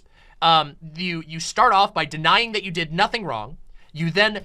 Well, if you deny that you did nothing wrong, then you would be saying that you did something wrong. Because the deny and the nothing are actually a double negative, you see. I'm sorry. My autistic ass couldn't help. I couldn't help it, okay? I'm sorry. The attack. You immediately start slinging things at other people. You accuse them of actually being the abuser. And that spins into reverse victim and offender, which means, no, actually, I didn't abuse anybody. You were actually the abuser all along. And if you follow this, that's actually almost exactly what happened. Illuminaughtii got in hot water for the Legal Eagle situation. 2 content creators came out in support of Legal Eagle, saying this is not true and that she constantly tries to shit on other creators. They provided their evidence. They said, hey, we were shit on and mistreated by Illuminaughtii. And Illuminatii's response was to immediately deny that any of that was true and launch into unbelievably unconnected attacks. That's one of the key things about Darvo, is that the attacks are usually designed to draw attention away from any initial allegations. True. And if you watch the original video, as we did, the first thing that she does is immediately jump into accusing the Clique, falsely, mind you, provably falsely, of facilitating a pedophile den.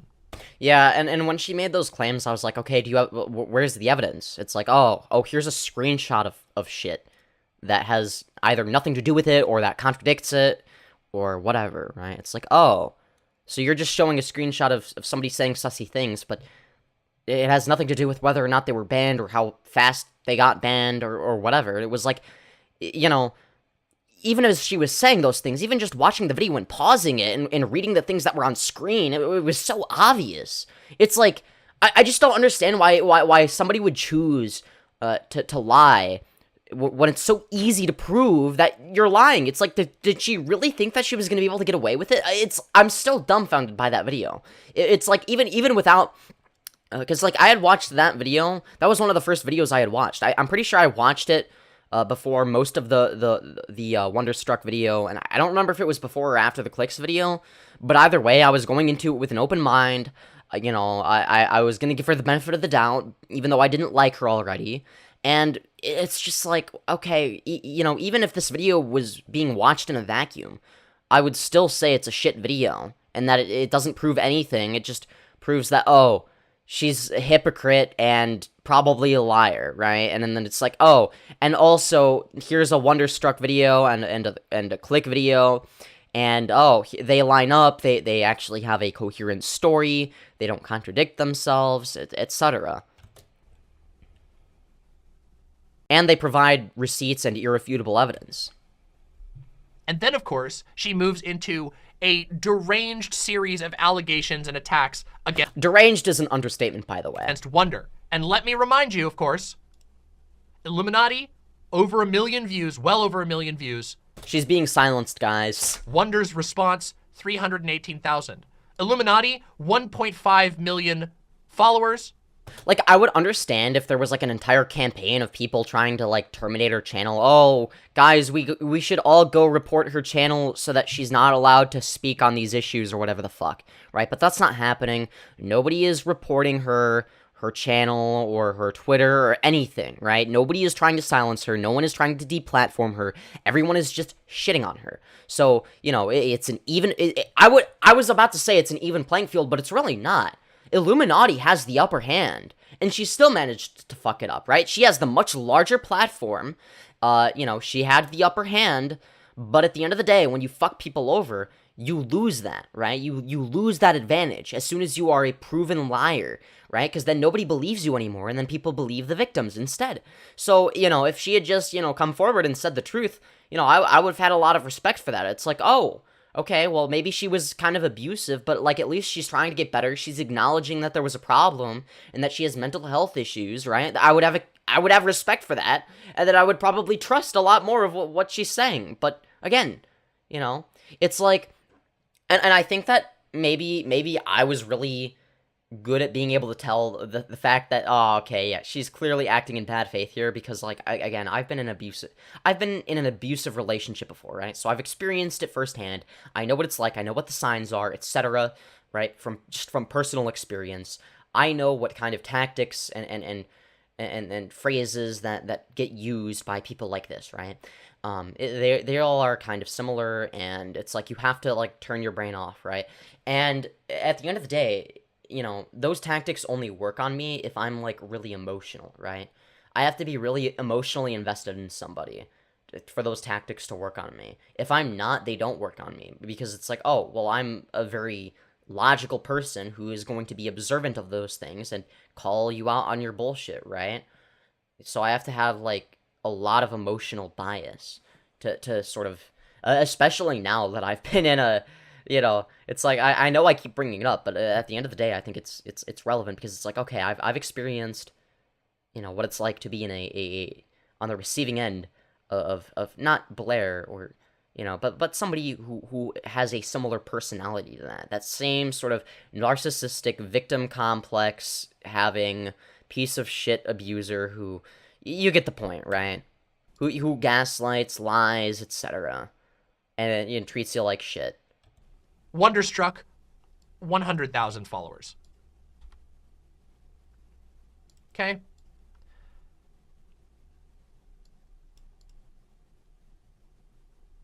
So, this statement is pathetic. There is no ifs, ands, or buts about iilluminaughtii absolutely and undeniably lying about the click. And unfortunately, I have some theorizing to do, okay? And I need Spaghetti-o. need you guys to understand, this is my theorizing based on a read of this statement in Okay, this is gonna be interesting, and this is why I'm watching this, because it's like, okay, you know, she's the type of, because like Demon Mama not only has good analysis, but she, you know, comes up with decent points that I might not have thought of, right? It's like, okay, I'm somebody who sort of just sort of like sticks with the facts and whatnot, just takes things a little bit at face value, even says, okay, here's the likelihood of this happening versus this happening. Here is the most likely outcome. Here is the most charitable outcome. Here is the most uncharitable outcome, right? And generally, I'll just go with whatever the most charitable outcome is, right? It's like, okay, you know, here's one person, you know, like saying this. Here's another person. I'm gonna assume that they're, you know, I'm gonna treat them both like they're in the right until one of them is proven to be in the wrong, right? In accordance with the rest of the situation, okay? But it's all, but like I don't really you know, go beyond that a lot of the time. When we watched Wonderstruck's video, now of course we should point out that in this entire situation from the very beginning, Wonderstruck has been the most vulnerable of all of the people involved. Wonderstruck, absolutely, at least as far as we're aware. There could have been somebody that was even more vulnerable, right? But openly vulnerable, yes. Wonderstruck has the smallest community. Wonderstruck was taken advantage of when he was 19 to 20 years old. Which is a scary thing to think about as a 19-year-old, by the way. And was roped into a bunch of contracts that he signed because he was under an incredible amount of pressure and believed that he had an opportunity to make something in the YouTube world. This is a sort of typical story, unfortunately, in the entertainment world. In fact, I mean, yeah, it kind of reminds me of Onision a little bit, right? Like, just finding some bullshit to rope them in with that seems really appealing, making their dreams come true, but ultimately taking advantage of them. In fact, it's literally in, not to make light of it, but this is literally in Disney's Pinocchio. In Disney's Pinocchio, the puppeteer guy, I forget his name off the top of my head, but there's a puppeteer guy who tempts Pinocchio into becoming a puppeteer performer with the promise of success and riches. And I think his name's like, what's his name? I can't remember his name. The Great Stromboli. Yeah, the Great Stromboli. That's his The Great Stromboli. That's an interesting name. name. And that is a tale as old as time. You find a young person who wants to make it in the world, who wants to stand on their own 2 feet. So somebody like me, god damn it. You promise them the world, you rope them into a bunch of contracts, and you exploit the shit out of them. Okay, I swear. Look, if anyone wants to do this to me, please don't, alright? Don't. It's not gonna work, okay? I'm a debate bro, alright? I don't do contracts, alright? If you're gonna do that shit, you better believe that I'll make sure I get something out of it, okay? Yeah. Now, And if anybody ever gives me a shitty contract that's like, you know, questionable, I'm gonna share it with the world, right? I'd be like, okay, you know, clearly, you know, if this is a valid contract that is worth signing, then you wouldn't mind me sharing this on Twitter or on my YouTube channel so that I could have my audience judge its validity.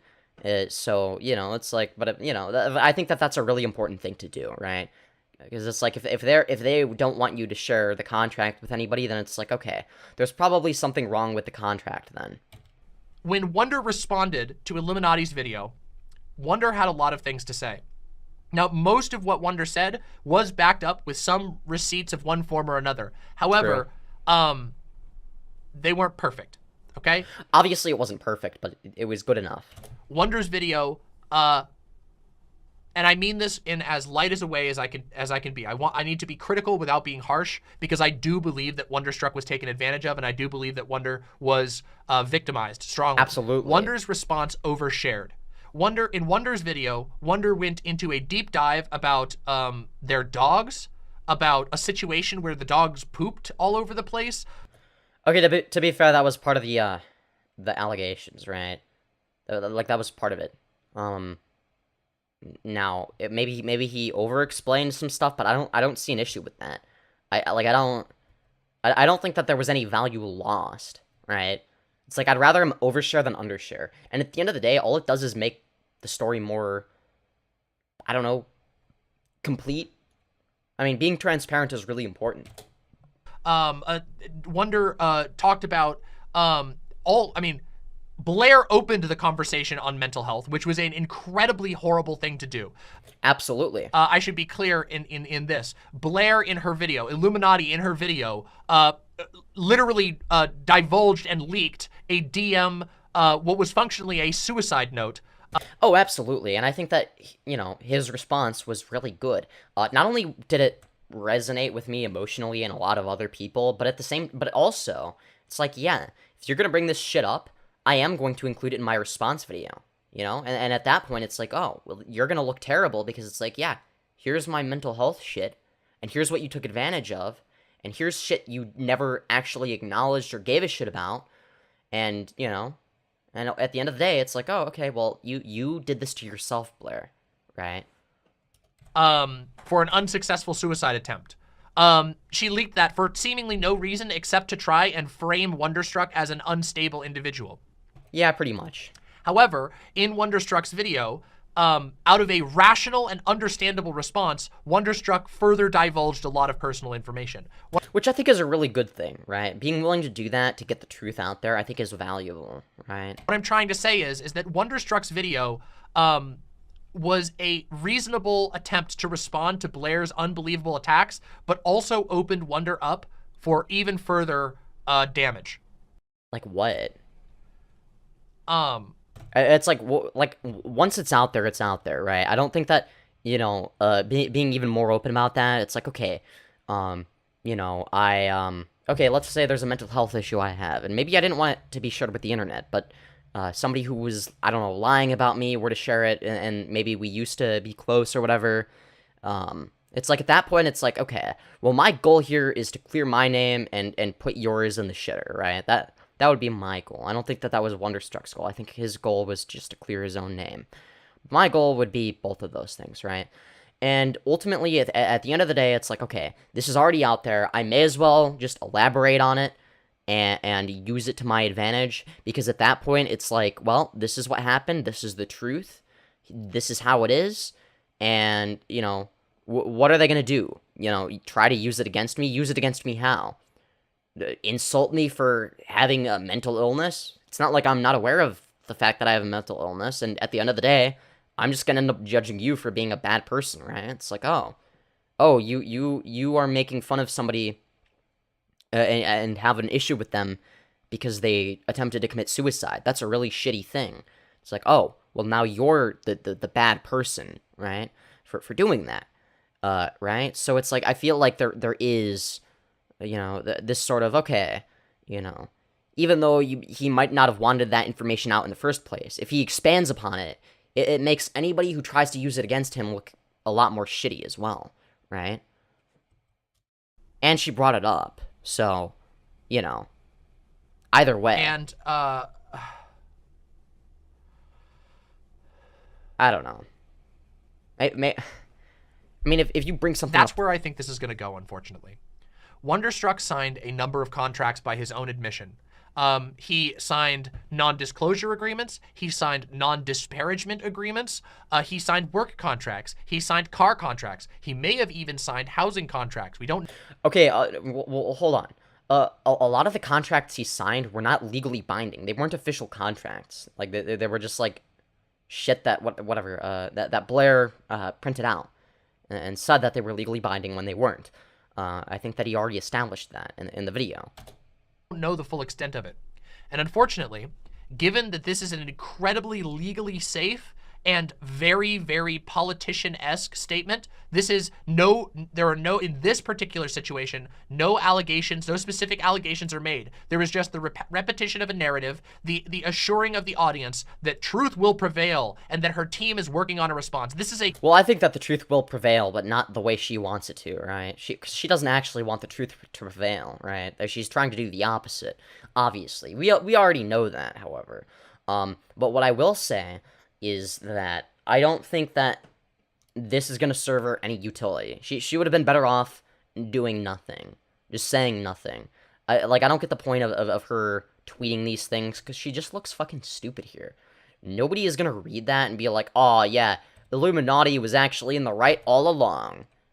A corporate response. And I believe this indicates that Illuminaughtii is probably going to take legal action against Wonderstruck. Oh yeah, she absolutely is. She's a piece of shit. I do not believe that the clique is at threat of being of any sort of legal action, and the reason for this is, first of all, the clique didn't make any major allegations whatsoever against Blair. The clique was very careful in his video. He did not go into personal issues more than he had to. Yeah, but a lot of the personal issues that were brought up by Wonderstruck were his own personal issues. I don't think you can, you know, get into legal trouble for bringing up your own personal issues. That doesn't really make any sense. I mean, you were saying that, oh, yeah, it was a mistake for him to, you know, get personal and talk about his own personal issues, you know, and he overshared. But it's like, at the end of the day, it's like, okay, but he's talking about his personal experience, his personal issues, etc. I don't know. I mean, I guess if maybe he talked too much about shit that Illuminati did behind the scenes without enough evidence or some shit. I don't know. Maybe that. But at the end of the day, it's like, okay, he had receipts for most things, and I don't know. I don't think that Blair would win that case, at the very least. She could, but I don't think she will. He kept it specifically to what Blair said about him and the allegations that he could prove. Hard evidence. In addition, I will say that the clique probably was a little bit more smart about his response, but I will say that Wonder's response, I feel like it held more weight than the cliques. I feel like out of all of the videos about Blair, I think that Wonder's video was the one that was like the biggest nuke on her, basically, as a person, right? It's like, oh, here's like all the fucking information.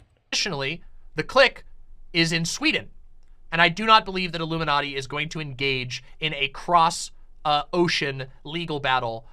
What I believe is going to happen is that from here on out, Illuminati will functionally ignore the clique video because the clique video is very inconvenient for her and her narrative. If she even tries to address the clique video, it will mean exposing her audience to further evidence that she lied.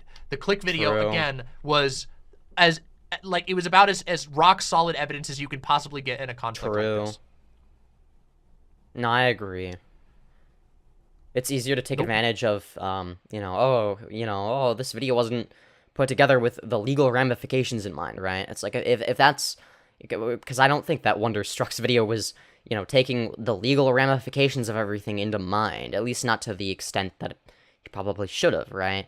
So obviously Blair is going to focus on that, because, well, she can get back at, Wonderstruck a lot easier than the clique, right? It's like, what the fuck are you going to do? You know, sue the clique over Sweden in a case that you literally know for a fact you can't win? No. Obviously, that's a waste of effort. So yeah, just ignore that. Wonder's video, not so much, unfortunately. Wonder is still young. I believe Wonder is now like 21 or 22. Just a few years older than me then. Wonder made a video that ran very long and divulged a bunch of personal information and wasn't amazingly tight about how it was presented. While a lot of the receipts were absolutely valid, and I believe that Wonder was able to establish a sympathetic narrative and a truthful narrative, most of these it's very obvious that he was telling the truth. Are not sort of court actionable ones, and it seems like there is a possibility that Wonderstruck did, in one way or another, violate could have, I don't know for sure, but could have violated some of the contracts that he signed. I don't know. I feel like a lot of the contracts he signed, I don't know if it was all of them, just a few of them, or whatever, but I know at least one of the contracts wasn't legally binding. I know that the one with the car wasn't legally binding, even though Blair lied to him and said it was.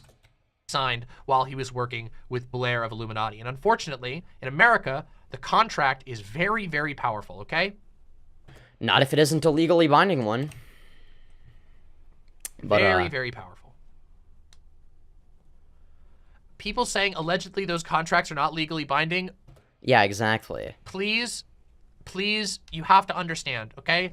And again, I mean this with love, but Wonderstruck is a really young and seems like a very naive and good-hearted, but naive. Yeah, but he wasn't the one that came to that conclusion on his own. He admitted that he didn't really understand the legality of certain things. But what he did do is he went to, I don't know if it was like his uncle or some shit, or somebody that was a lawyer, and that person who just so happened to be a lawyer was like, yeah, no, these aren't legally binding. I don't think that Wonderstruck was lying about that, right? So it's not just people saying that they're not legally binding. It was a lawyer that Wonderstruck knows in person. Guy. Just because you're Now, how many of them are legally binding versus not legally binding, I'm not sure. But I know at least the one with the car was not legally binding. That I know that for sure. dad's friend who happens to be a lawyer says that he doesn't think that that contract is legally binding, that does not mean that it's not legally binding. And acting on like the advice of a lawyer, of a friend of your dad's who's a lawyer who isn't your lawyer is not advisable. But I mean, to be fair, if a lawyer is telling you, yeah, this isn't legally binding, it's probably because it isn't legally binding, right? It's like I don't think that a lawyer in that situation would lie. I mean, it's physically possible, but I don't know what they would gain out of it. Like, you know, it's like, oh, well, not going to be hiring them, right? So it wouldn't make any logical sense. Yeah. keep in mind that Wonder put all this stuff out on the internet in response to being attacked by Blair, which is understandable Yeah, and well exactly. within his right, but may not have been the correct legal move. I don't know. It's hard to say. There is a very good possibility that at least something. Also, I noticed somebody in her chat saying it is a trauma response to overshare, assuming you need to cover all the details in case someone attacks you for not explaining enough. I've been there. You know what? Honestly, relatable. Yeah, I don't know. And speaking of chat, it's time to read chat, alright? It's time to read chat. I'm zooted right now, OMG, I can't feel my face. Well, that sucks. Sup, Lyrios, IDK, this channel got in my recommended, but W? Okay, bye. Oh, well, shit. I'm sorry I didn't catch you in time. FaZe, Harambe, 420Z. I don't know. How did I end up in your recommended? I don't even know, man. That's quite a good question. It truly is the question of all time. I don't know. Maybe because my channel tags include the name Lyrios, and you're probably subscribed to at least one of those channels, so it's like, okay, you know, YouTube is probably algorithmically like, well, I wonder if these connected channels, you know, if would attract the same viewers, and it's like, sometimes, yeah. Who is your ex? Just wondering. Not a public figure. A piece of shit, but, it's nobody that anyone, watching this has ever seen. Harambe, what is this? I don't know. Chaos spelled with a Q and a Z. It's a really good question. What is this? I don't know. Do you guys like the outfit? Hold on. How's the fit? Fit check. Yeah. Oh yeah. It's I like this outfit. I think it's a great outfit, right? You know, you can see my thighs. I don't know why my hands look more purple on camera than they actually are. White balance be like, bruh, nice strip. Hell yeah. Did you hear about the shit Tipster got into? I vaguely am aware, kind of, sort of, but not really. But yes, lawyers have a variety of specializations. Yeah, but I don't feel like a lawyer would speak with authority on anything if they don't actually know what they're talking about. I mean, it's possible. But I don't know.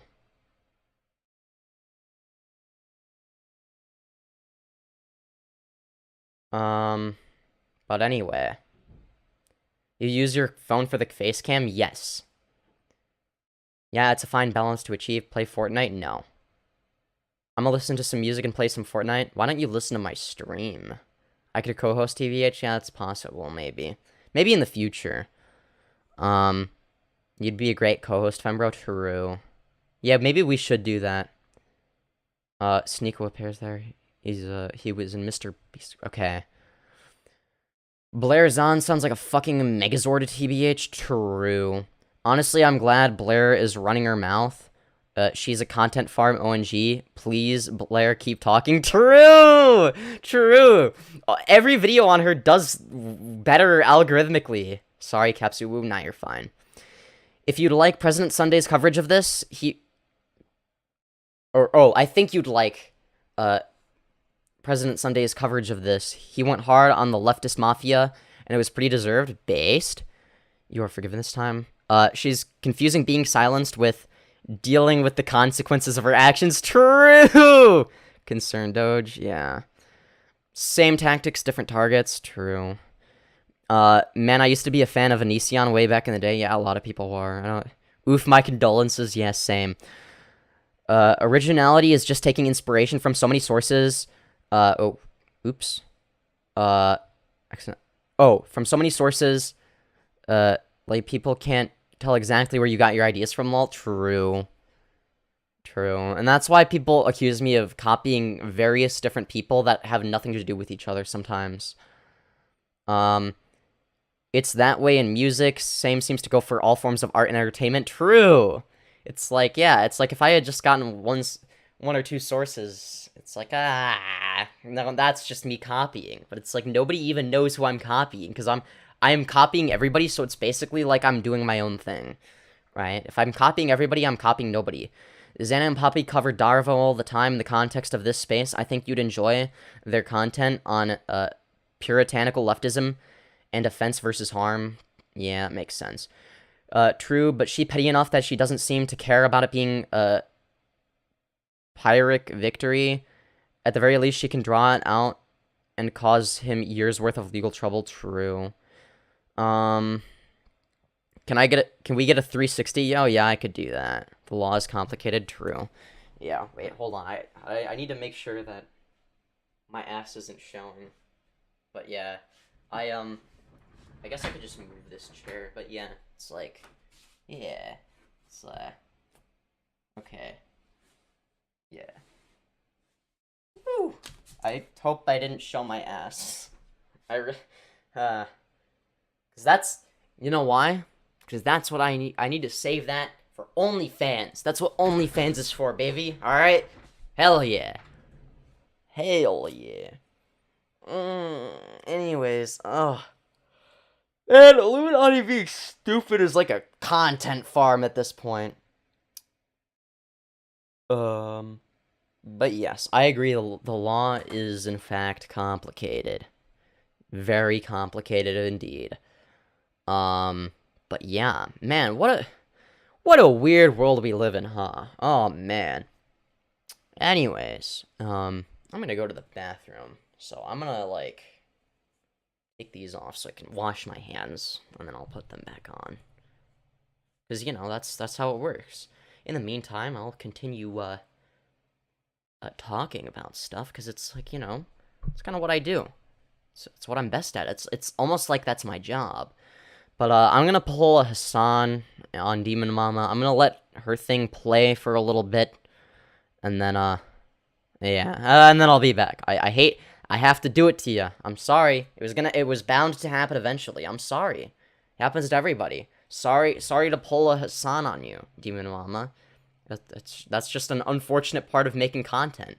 Is I pull a Hassan on you if you're entertaining enough. That he signed is going to be legally actionable. And it is also possible that he said something somewhere in the length of his hour-and-a-half video that counts as some kind of disparagement, that counts as some kind of you know, slander or something. If he fucked up even once with the amount of contracts he's signed, there's a very good possibility she could get him for this. And that's the saddest part about all of this, is that Illuminati seems to be on the warpath. This response that we just looked at right here is not the response of somebody who is introspecting. This is not the response of somebody who has realized their situation. Now, there is something that I have to say additionally, which is that even though I believe that Illuminati is going to target Wonder, and I believe that Illuminati is possibly going to be able to further hurt Wonder, I also have to point out that Illuminati is being incredibly fucking stupid right now. Illuminati is literally burning her own channel to the ground out of obscene levels of controlling instinct and pride.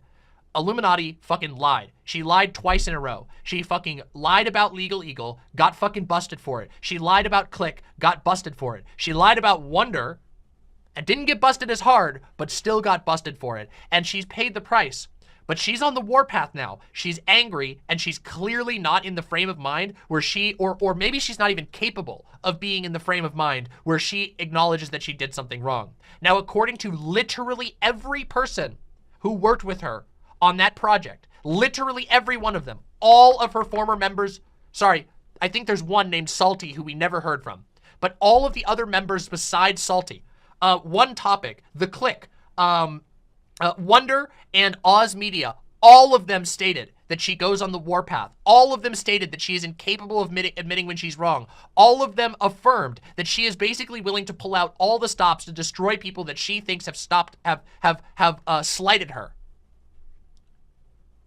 And I think what we're going to see is that iilluminaughtii is going to destroy herself to go after Wonder. I think this is an incredibly, incredibly stupid, careless, selfish, destructive, and disgusting path of behavior.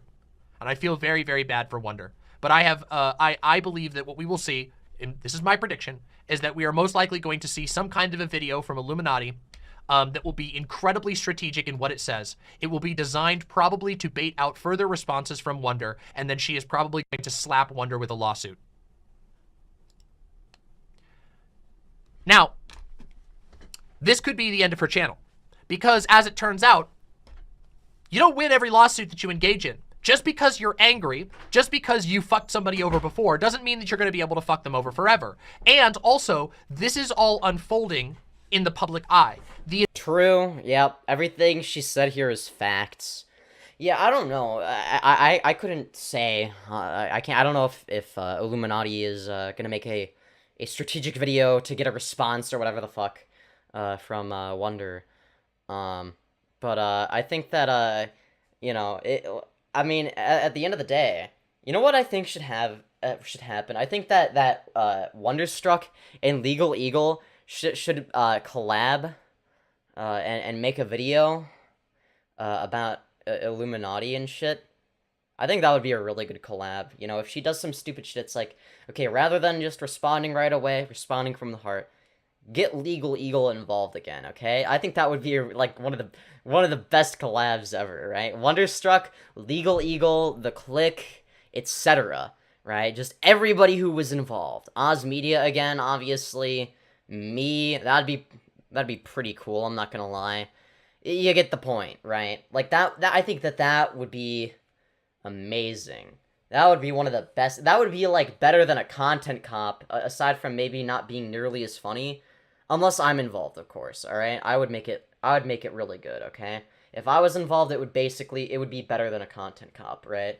Because then it's like, I'm there for the entertaining aspect, right? Ah, well, I'm not directly affected, so it's like, I get to make jokes about it, you know? The intelligent thing for iilluminaughtii to do, the intelligent thing for her to engage in right now would be to drop this thing forever. True. But again, all she had to do was just, like, ignore it. Pretend like the situation doesn't exist. Move on. Hoo-ha, the whole world works. Is this live? No. No, Sticky Jim. It's not live. I'm sorry. I'm sorry. It's just not. It's just not. IDK, I think I have seen this one before. Seen what? Demon Mama? I mean, yeah, I'm sure you've seen her before. I don't know. Have you seen me reading your chat that specifically asks if I'm live before? I don't know. Isn't that crazy? But yeah. Anyways, yeah, I don't know. Either way. But yeah, I get all right. I think that we're gonna watch a little bit more of this again. Big shout out to Demon Mama for providing this content. Her analysis is usually pretty good. So if you enjoy, you know, the things she's saying in this, and you think that she makes good content, she's good at streaming and whatnot, go subscribe to her. Go check her out. I know it's kind of silly, you know. Oh, you barely have 1,000 subs. Why are you like even bothering trying to shout out a larger content? Because it's like, well, okay, but I don't know how big my channel is going to be in the future. If I end up with 1 million subs, and then this video gets like a million views, it's like, well, then obviously the shout-out's going to do a lot more. Now, I don't think that this video specifically is going to get 1 million views, but again, I don't know. I'm going to get a video that breaks 1 million views one day, alright? It's going to happen, alright? It's going to happen. It's going to happen. I think. Probably. Yeah. I haven't even had a video hit 100k views yet, though, to be honest. I'm not gonna lie. The most amount of views a video I've made has ever gotten, I think, is like 36,000. It was on my old channel. And then the second most viewed is probably like, I want to say maybe 17,000 or something. I could be wrong on that. I don't know. Either way, whatever. Would be to take her fucking licks and tuck her tail and continue. As of right now, iilluminaughtii still has 1.52 million subscribers. However, that number's gonna go down. Her Twitter bio says that she has over 1.5 million subscribers. She's gonna have to change it to I have over 1 million subscribers. She's gonna have to change her Twitter bio. And I guarantee you she's gonna do that, and she's gonna hope that nobody notices. But guess what? I'm gonna fucking notice, and I'm gonna call her out on it, because it's fucking funny.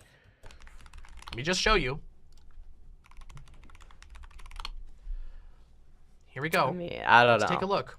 I think it's funny. iilluminaughtii has, in the last 30 days, lost almost 200,000 subscribers. Let's go! iilluminaughtii LL Bozo LLL. Imagine losing 170,000 subs. I don't even have that many subscribers to lose. At that point, I would have negative 169,000 subscribers. I'd really have to work my way back up, you know? You love to see it. You love to see it. That is insane. Amazing. That now, she deserves to lose more, to be honest. I hope those subscribers go to me. she still has 150 million, or 1.5 million to 150. 150 million, that would be a lot. 1.5 million subscribers. But I need you guys to truly understand, like, how massive that is. To lose in a single month almost 200,000 subscribers is fucking insane. I would love to gain that number of subscribers in a year. That's the number of subscribers, like, if I gained that in a year, I'd be like, holy shit. I'm fucking famous now. I'm famous. I have 200K. Oh my god.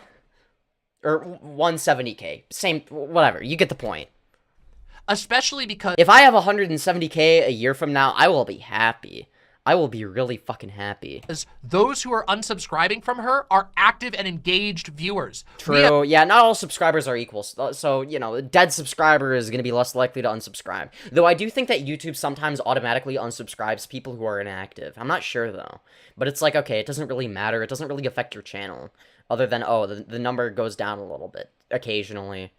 We have no idea to know how many of her subscribers are active subscribers. There's basically no way to know that. But True. losing 200,000 active subscribers can literally kill a channel. It has killed a channel in the past. It has damned channels. That level of subscriber loss is disastrous to it. Yeah, because it's not even about the subscriber loss itself. I mean, sure, that, like, obviously losing 170,000 subscribers is not a good thing, but it's not actually the subscriber loss that kills the career.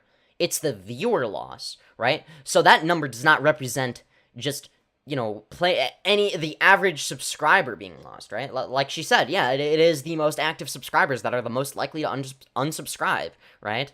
Which means that she's losing the majority of her viewer base, right?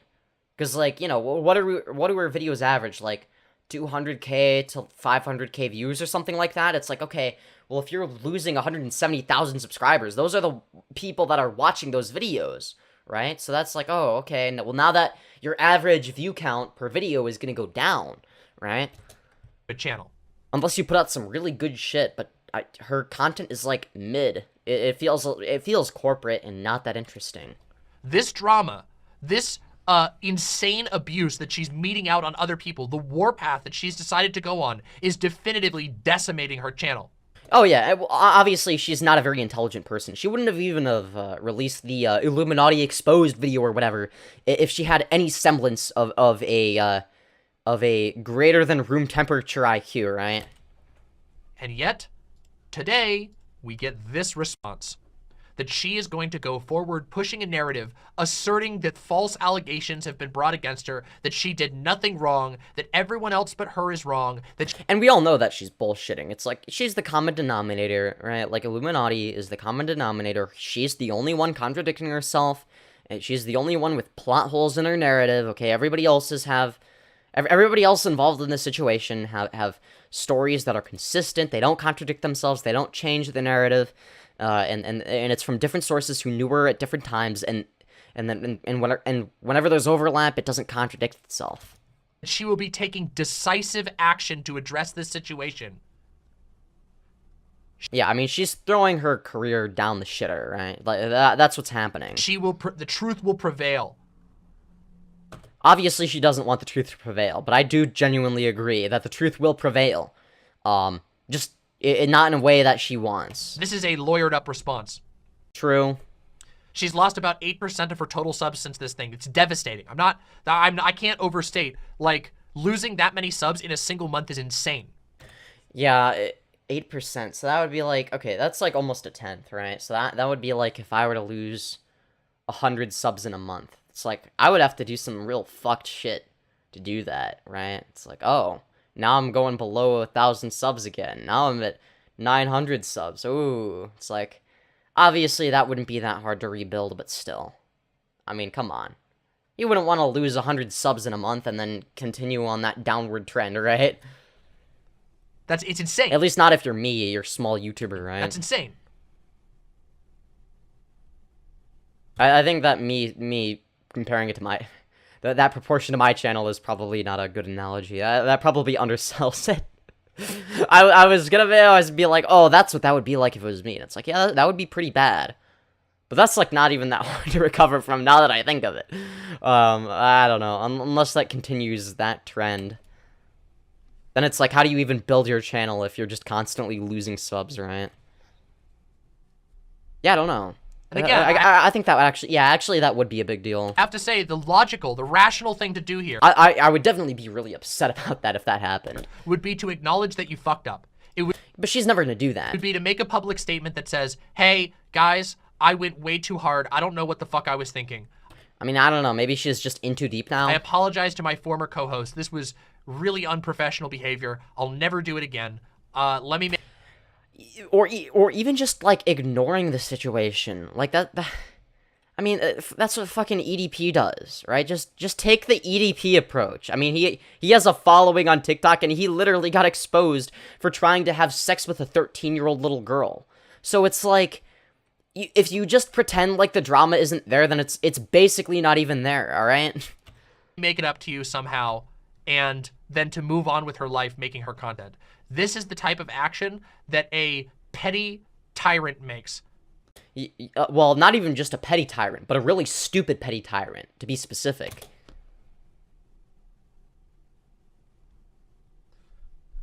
The community section of... Wait, what are people saying about the community section of her channel? Can you even... Yeah, maybe we should look at it. Why? See, I mean, hasn't she been... oh, she posted it here, too. But she we also know we have evidence that she goes through. But let's take a look at the comments. Let's see the comments here real quick. Oh boy, I'm so excited. Blair, just own up to your mistakes, because for you to prove that the allegations are false, it's going to have to be extremely good evidence, which we all know you don't have. Instead of making excuses for yourself, just own up to the mistakes like a mature human being. Yeah, as if Blair would ever do that. I will not allow these false allegations to be weaponized as a way to silence my voice, says the... Just the sheer irony of that. ...person that has done this exact thing to other people. True! She would need a Phoenix Wright level plot twist for this to turn in her favor. Literally. Gotta love the fact that she's pushing these as false allegations. Yeah, literally. It's like, it's just like the Uno reverse card, but not very effective. It's like, it's just saying no you when you're obviously in the wrong. It's like, okay, but like you've been exposed already. You don't get to do the no you thing, all right? For someone who speaks against corporations a lot, this sounds very corporate. True. Even her content feels corporate, from what I've seen. It's not like anything special. It just feels like, oh, this was made by a team of people that work for a corporation. Here's somebody making a joke that's a reference to Wonder's video. And also, it's like, she's corporate in all of the bad ways, but like really corporate in all of the bad ways, but also really unprofessional in all of the bad ways. It's like she has like the worst combination. Like, you know how there are some instances where it's like, okay, you got to be able to be professional here. It's like, oh, okay, yeah, having class and being respectful sometimes. Okay, that's good. But like, oh, okay, and making your videos feel really corporate is bad. But it's like she's like the opposite of that, right? It's like, okay.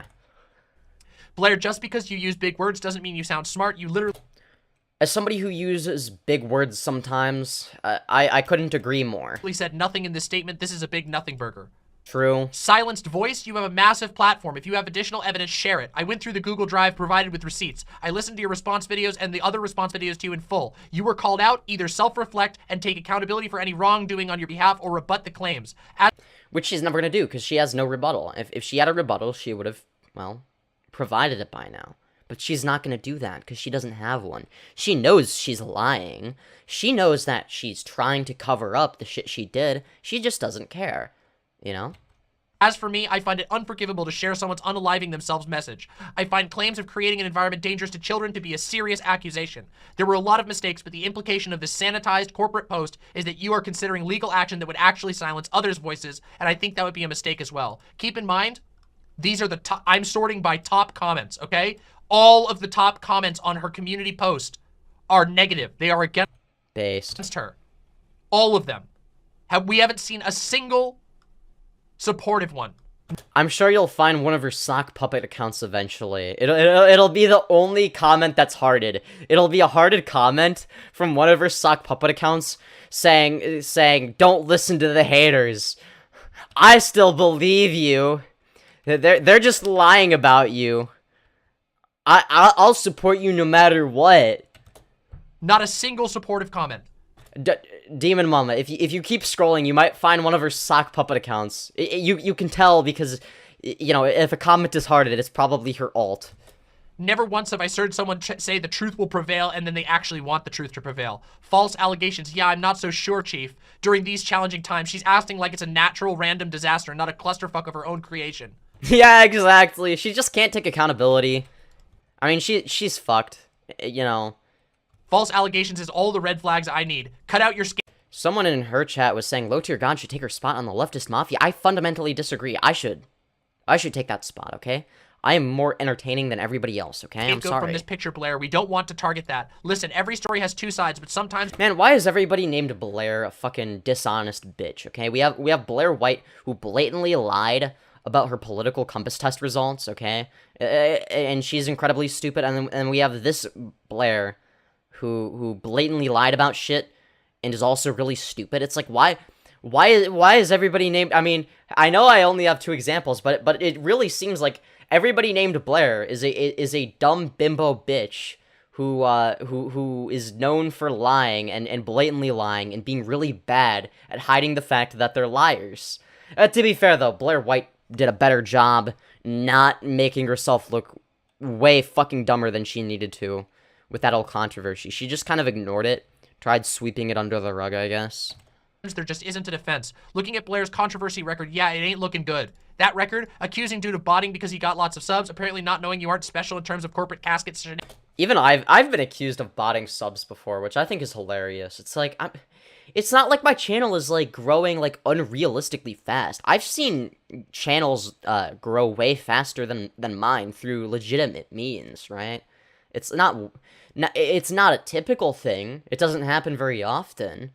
But you know, I saw this one channel where it was like, you know, their first video was like whatever, got like 100K or views, and then their second video got like 150 or something shit like that. It's like it was like them proving that if they post, like, if their first couple videos are like really really well put together, and they can get like insane statistics on those videos in terms of like click-through ratio and average view duration percentage, and audience retention and whatnot, they can fucking like that can really, you know, that can make you pop off algorithmically, and then it's like, yeah, like that shit can happen. Now obviously you're gonna be in an unfair disadvantage, right? Because it's like your channel's not monetized, which means your ads don't have, your videos don't have ads that play on them, which means that YouTube is not financially incentivized to push your content. So it's like you have to sort of, you know, you get what I mean, right? You get the point. I genuinely believe that once my channel is monetized, my videos on average are gonna have like anywhere from like 150% of the views that they get now to 200%. I genuinely believe that, like wholeheartedly, right? I think that they're gonna get promoted at least like by like a factor of 1.5, right? Shenanigans, bickering with the community. I mean, I could be wrong on that. you know, and I don't make the most family-friendly content, so it's like, I have no idea, you know, for all, it wouldn't surprise me if, oh, yeah, actually, what if all your views got demonetized? That'd be really funny. If we gave you the yellow $sign, which is basically the biggest fuck you ever, you know, wouldn't that be funny? Community, something else I can't even remember. Yeah, no guilty or something like that. Go and tank her subs on Social Blade. Something tells me that once my channel gets accepted into the monetization thingy, all right, like I've already applied for the YouTube partner program and whatnot. They've like accepted me, but now they're like reviewing my channel and AdSense account for monetization, and you know, it wouldn't surprise me if you know, if I stop swearing so much, you know why, all right? You know that there's a financial incentive, all right? So if I stop being, you know, so liberal with the words fuck, shit, bitch, whore, etc., then you know why. So very, very sorry about that if that happens, but I can still be entertaining. Played for a week, guys. It's like a weird thing where it's like, okay, if I want to do this as a full-time career, it's like, okay, I can't do that until I'm making more money, right? It's like it's like when I'm not receiving a paycheck, other than whatever, like Streamlabs donations, which by the way, my Streamlabs link is in the description below. If you wanna donate money, support the channel, I'd feel really good if you did that. I'd really appreciate that. Anyways, where was I? But it's like, oh, well, there's no, you know, ad revenue that I'm getting, so there's no direct incentive for me to make a video that doesn't have swear words in it, right? So it's like, but it's like at the end of the day, I know I might be shooting myself in the foot, but it's like, you know, whatever, you know, okay. Guys. It's like, well, I'm not monetized yet, so may as well take advantage of the fact that it doesn't really affect anything, while I still can. The fool who shows his foolishness. And obviously, I'm going to be a lot more likely to do it on live streams, though. I don't know. That might change. At least so far, but a fool who thinks himself wise, well, he is called a fool indeed. My problem with this channel is exactly what you have said many times, Blair. I don't care if you're an asshole, just be an honest one. Take your own advice. True! Yeah, no, literally. I have more respect for an honest asshole than a dishonest asshole. I know. Crazy. You may have never have guessed that. But yeah. We are bots, true. Thank you, Femyoz, for purchasing us. You're welcome. Plus her being a bit woke scoldy while simultaneously being a catty drama whore with a bit of an edge is a consistent through line. I think you're giving her too much credit by saying she has a bit of edge, okay? She doesn't have edge. She's too boring for that, okay? Tommy was right. IDK, if Blair is even political, she's just a grifter. True. She says she's political. Check Discord. I'll check it later. I'm not gonna make you a co-host for this stream. I'm sorry. Greetings, Sir Femyoz. Pleasant seeing you lively once again. Greetings and salutations, Hawthorne. I assume the purple-headed Dorito still has problems? Yes, indeed. Because I'm too deep, ocean in my head, getting hard to breathe. No, I'm lost, but I'm gonna find out how hard this lawsuit can land. True. I want to see her go after Ole. Her going after a second lawyer, especially after they were so careful with their statements on her, would be fucking hilarious. True. That would be pretty funny. I think she believes in her own grift. It explains all of her stupid and illogical actions. Well, I don't think she believes in it. I think that she believes that she is entitled to act this way. I think that she just has an egoist worldview, and she has such a disregard for other people. She doesn't believe the shit she's saying, but she believes she is justified in lying. She doesn't think that it's immoral to fuck people over, right? She doesn't have a moral compass. That's the thing. She just acts in what she believes to be her own best interest, right? Even though it's not, even though she's illogical and she's just going based off of her emotions. In terms of what she actually believes, I don't think she actually believes in anything. She just sort of does stuff and then hopes for the best, I guess, which is sort of like what I do, but she does it in a way that's a lot stupider and has more negative outcomes, because the main difference being that I have a moral compass and she doesn't, right? But yeah, ooh, true. When it comes to comedy, swearing and slurs tend to be a bit of a crutch. look forward to when you get big enough to not giving a flying fuck anymore and know how to swear for maximum effect. True. It's like, yeah, it's like at the beginning and the end of my career, I'll be swearing a lot. But in the middle, it's like, oh, okay, now I have to be more chill, I guess. It's like, that's cringe, but oh well. It is what it is. Other YouTubers manage to be fine. I have just realized my comment has a grammatical error. Shite. Well, that sucks. But can she even keep her lies straight in her own head anymore? Well, no, she doesn't even believe any of the shit she says, I don't think. I genuinely believe she doesn't believe in it. Her picture in Wikitubia is so funny, lol. Yeah, I don't disagree. Hi, I'm back. Bow down to Mommy Susan. Well, it's not Susan, it's not Mommy Susan. It's Daddy Neil, okay? Bow down to Daddy Neil. Yeah, alright? It can become such a habit. It's just such a reflex, and they don't even think about the fact that they're lying anymore. True. It's like, yeah, it's like if you're a habitual liar, you don't even think about it. You don't even, like, put effort into keeping your lies straight anymore, right? It's like, it's like, okay. In the past, like, this might actually be hard for some people to believe. But in the past, specifically during COVID, when it came to interactions with, like, my parents, let's just say, I was actually, I guess as, like, a safety behavior, a habitual liar, right? It was a way of avoiding conflict, right? It's like, so if I was asked if I did my homework, even though the answer was no, I didn't want to get yelled at. So it was like, oh, well, I don't want to deal with this shit, so the easiest way to not deal with it is to say yes, right?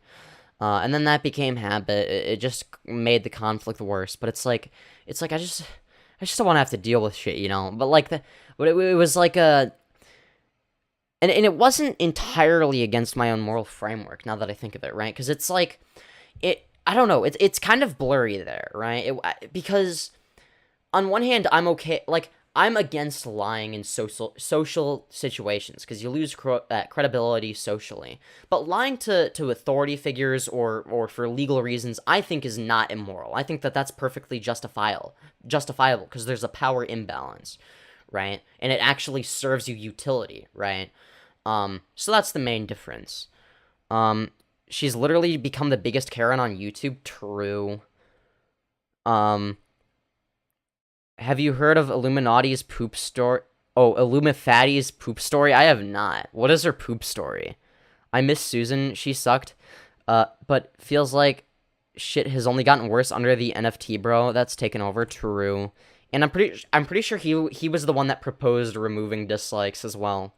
So he's pretty cringe. Watch that. No, not the poop story. What is the poop story? I am confused. Is this a meme, or is this, like, an actual thing that happened? But yeah, no, look, Susan wasn't even that bad, alright? Like, Susan was not that bad. I posted the link. I can't see it. You don't want to know the poop story? Alright, do I learn about the poop story, guys? I don't even know. Yeah, no, but, like, the main difference between what the type of habitual lying I've engaged in the past was like a defense mechanism. And that's not what Illuminaughtii is doing here, and I don't even think that that's where it started. I think that Illuminaughtii does it maliciously, not to protect herself, but because she's entitled, and she's a piece of shit, right? She does it to hurt other people, not to save herself, right? It's destroy your Brian apostrophe. Google doesn't show it. I don't want to know it, lol. It's not gross or anything. She just tells a story. Susan was mid, but mild beats crack. Look, Susan was not that bad, okay? You have to keep in mind that there are investors and stockholders and whatnot, right? Like, she was not, the only stockholder of YouTube, right? It's like she had to listen to the demands of other stockholders and advertisers. People gave her so much shit, but, like, I don't think that anyone in chat right now would have done any better, right? Because at the end of the day, you're running a business, and you have to make money, right? That's your job. as the CEO. If you were CEO, I don't think you would have done very much differently. Maybe you would have done a few things better, but you wouldn't have been able to avoid the adpocalypse. You can't control what advertisers do, right? So even though the demonetization policies suck, that was the only way to keep advertisers on the site. You would have done the same thing, right? So, it's easy to shit on her, but, like, I don't think that any of you would have done any better. I don't even think I would have done better, frankly. I'm sure I would have, but that's because I'm me, okay? I'm built different. I'm just better than everybody, okay? But that doesn't count.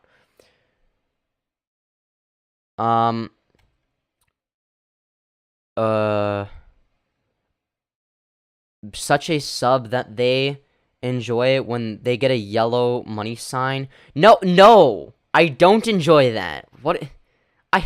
I haven't even gotten monetized. I'm still waiting for them to fucking verify or whatever or process the fucking AdSense account. They still need to do that. They're taking forever. I want green dollar sign.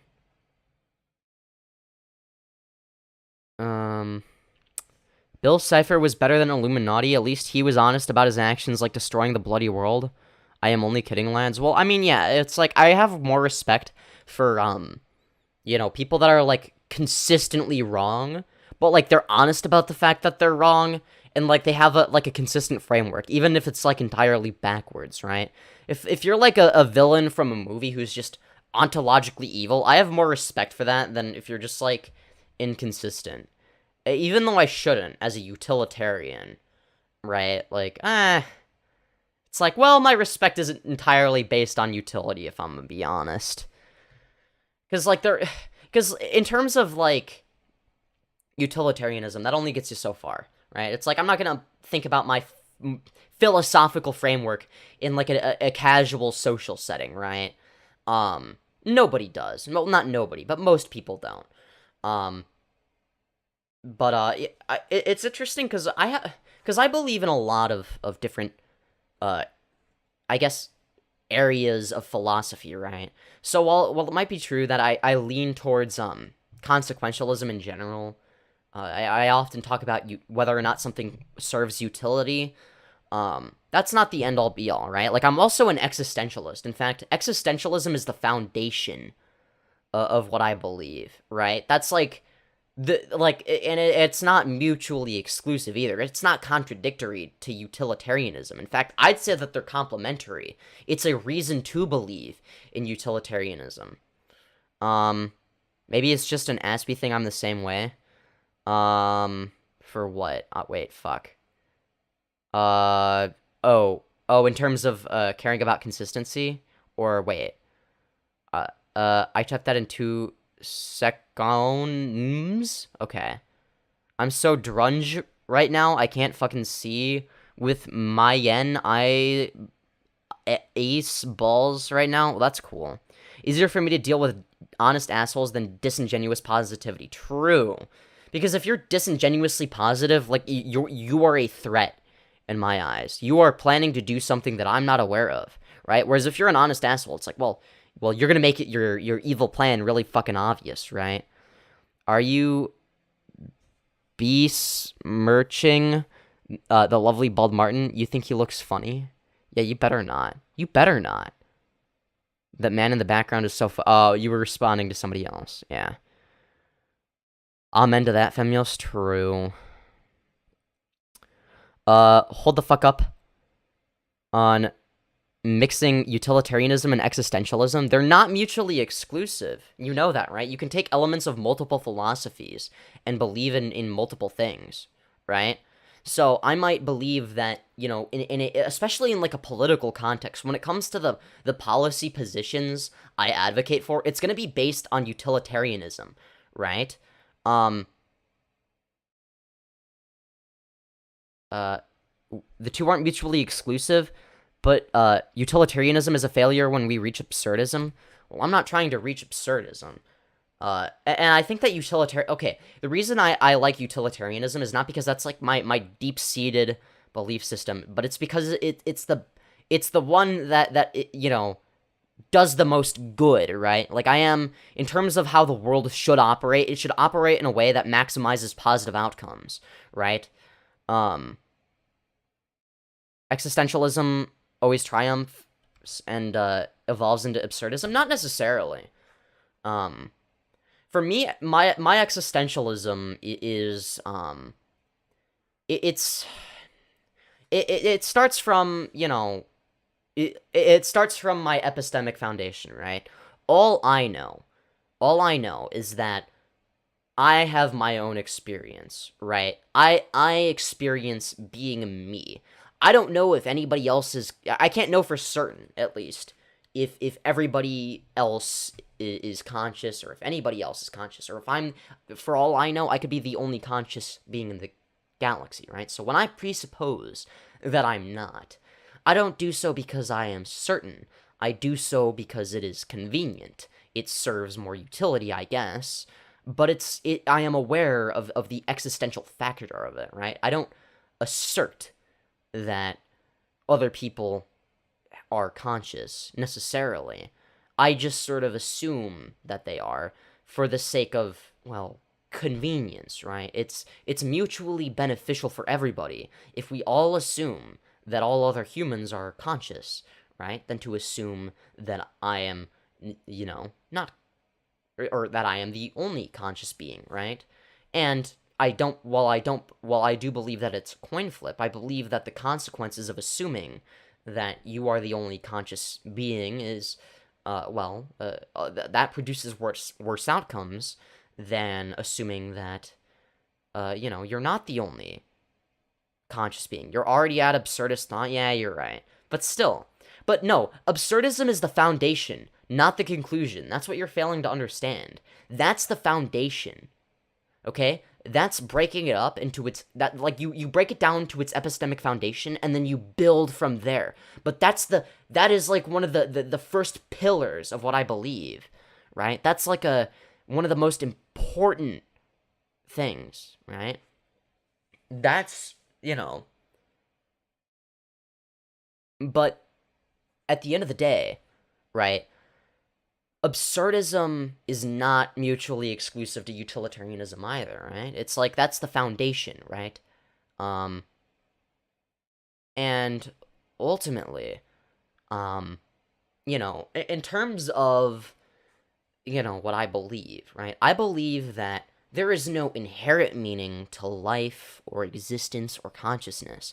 I believe that the only meaning that there is the meaning that we prescribe to it, and that there is no objective truth or objective morality. But that is not to say that morality doesn't exist, or that or that it's not useful, or that it doesn't matter, right? I'm not a nihilist, right? I'm an existentialist and a little bit of a utilitarian as well, right? And and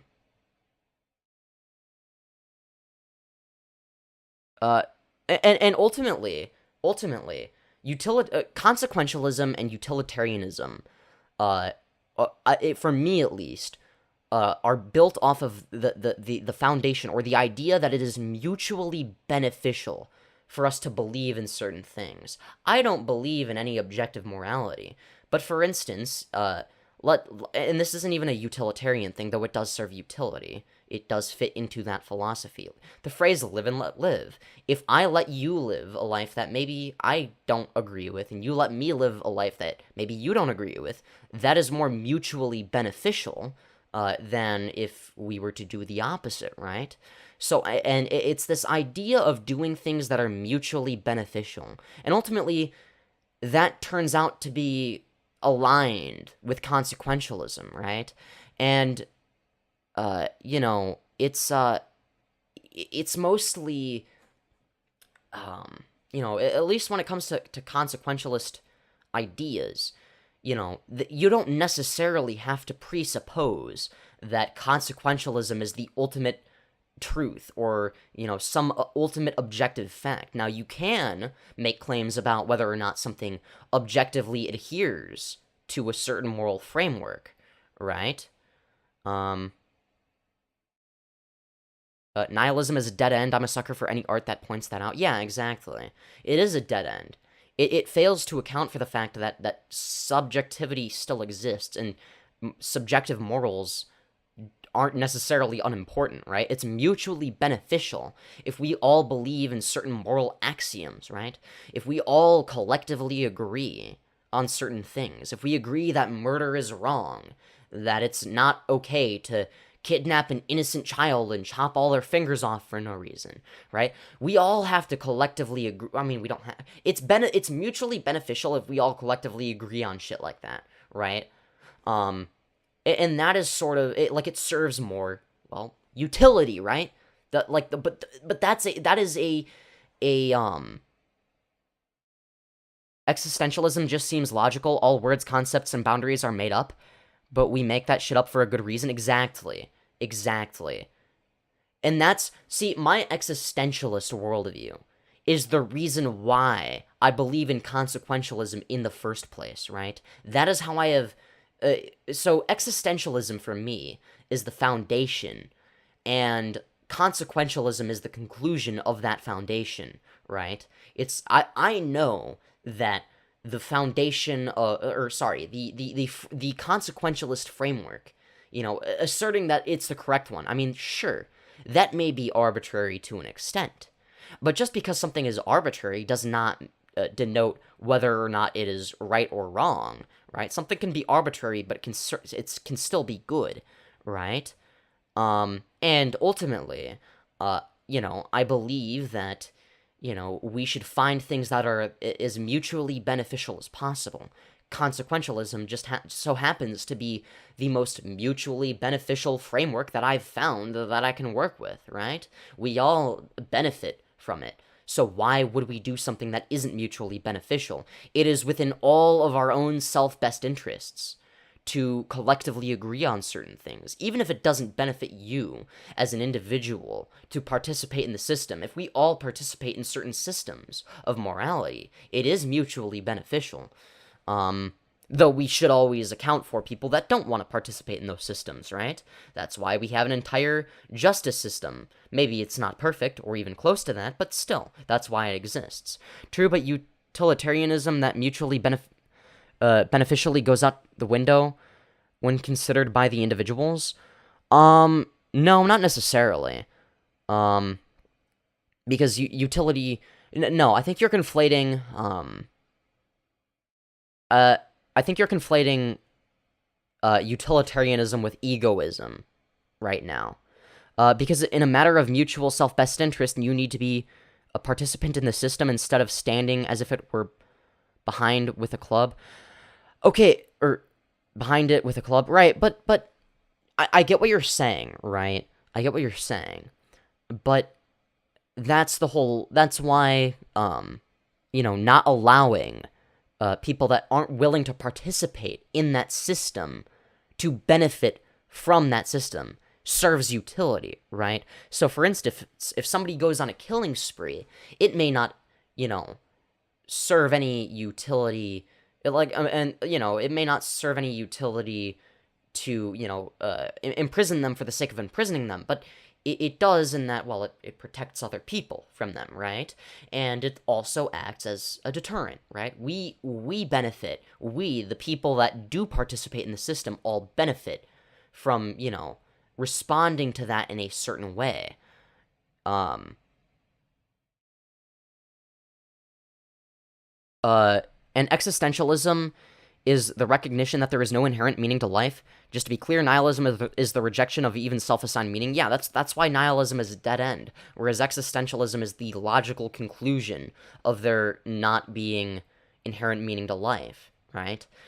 Because at the end of the day, people do see meaning in life, right? You can't just pretend like that's not the case. That's why, a lot of nihilists are just objectively incorrect, right? I hate to shit on an entire system of philosophy, and I'm sure there are some that are consistent and aren't, blatantly ignoring facts, but still, a lot of them don't. Because, I think you're ignoring the, effects you have on others and they have on you is not fully utilitarian.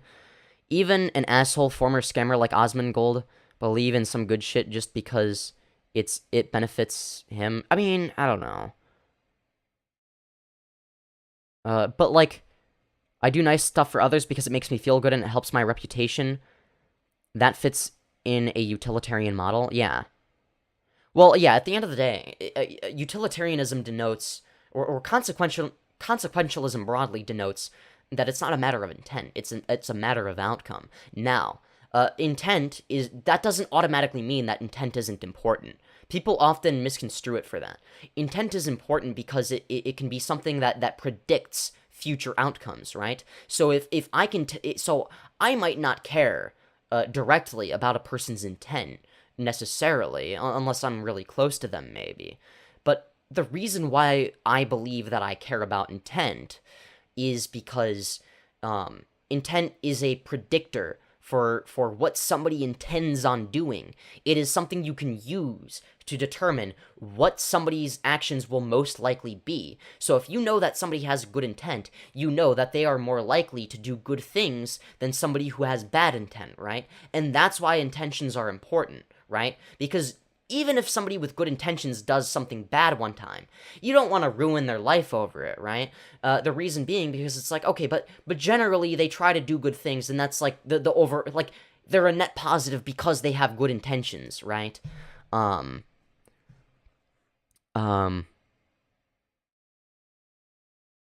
damn it, we're in agreement in general here. Yeah. Well, and that's why I'm not a strict utilitarian, right? And I acknowledge that. But generally, I think that utilitarianism, or at least doing things that serve some sort of utility, are generally good, right? Based on, you know, the meaning that we all sort of prescribe to life. I believe that, you know, focusing on the outcomes of actions is important, right? I believe that, even if it might be, you know, arbitrary or not clearly defined all the time, it is still consistent with, and what I believe, is that our goal should be to do things that are A, mutually beneficial, which consequentialism broadly does a good job of that, right? And specifically utilitarianism too, right? Utilitarianism, you know, it's maximizing utility benefits everybody in a way, or most people, right? That's mutually beneficial for most people that exist, right? And you know, at the end of the day, it's like, okay, how can we maximize good and minimize bad, right? I already acknowledge the fact that, yes, good and bad are relativistic, arbitrary, subjective ideas that we've made up in our head, right? I know that. But that doesn't mean that it doesn't have any value to it. Okay, we've given it value, as we should. I believe that giving it value is a good thing. Funnily enough, which I know might be circular to an extent. It is good to give good and bad good things value and whatnot, right? But still, I think that there is value there. I think that we all benefit from it, right? If we had no morals, right, who would benefit from that? Well, not very many people, right? Even people that want to leech off the system or abuse it or abuse people that do work within the system and choose not to work within the system. Ultimately, if that system isn't there to begin with, they wouldn't benefit. They would be in the fucking gutter as well. Like, they'd get fucked just as much, right?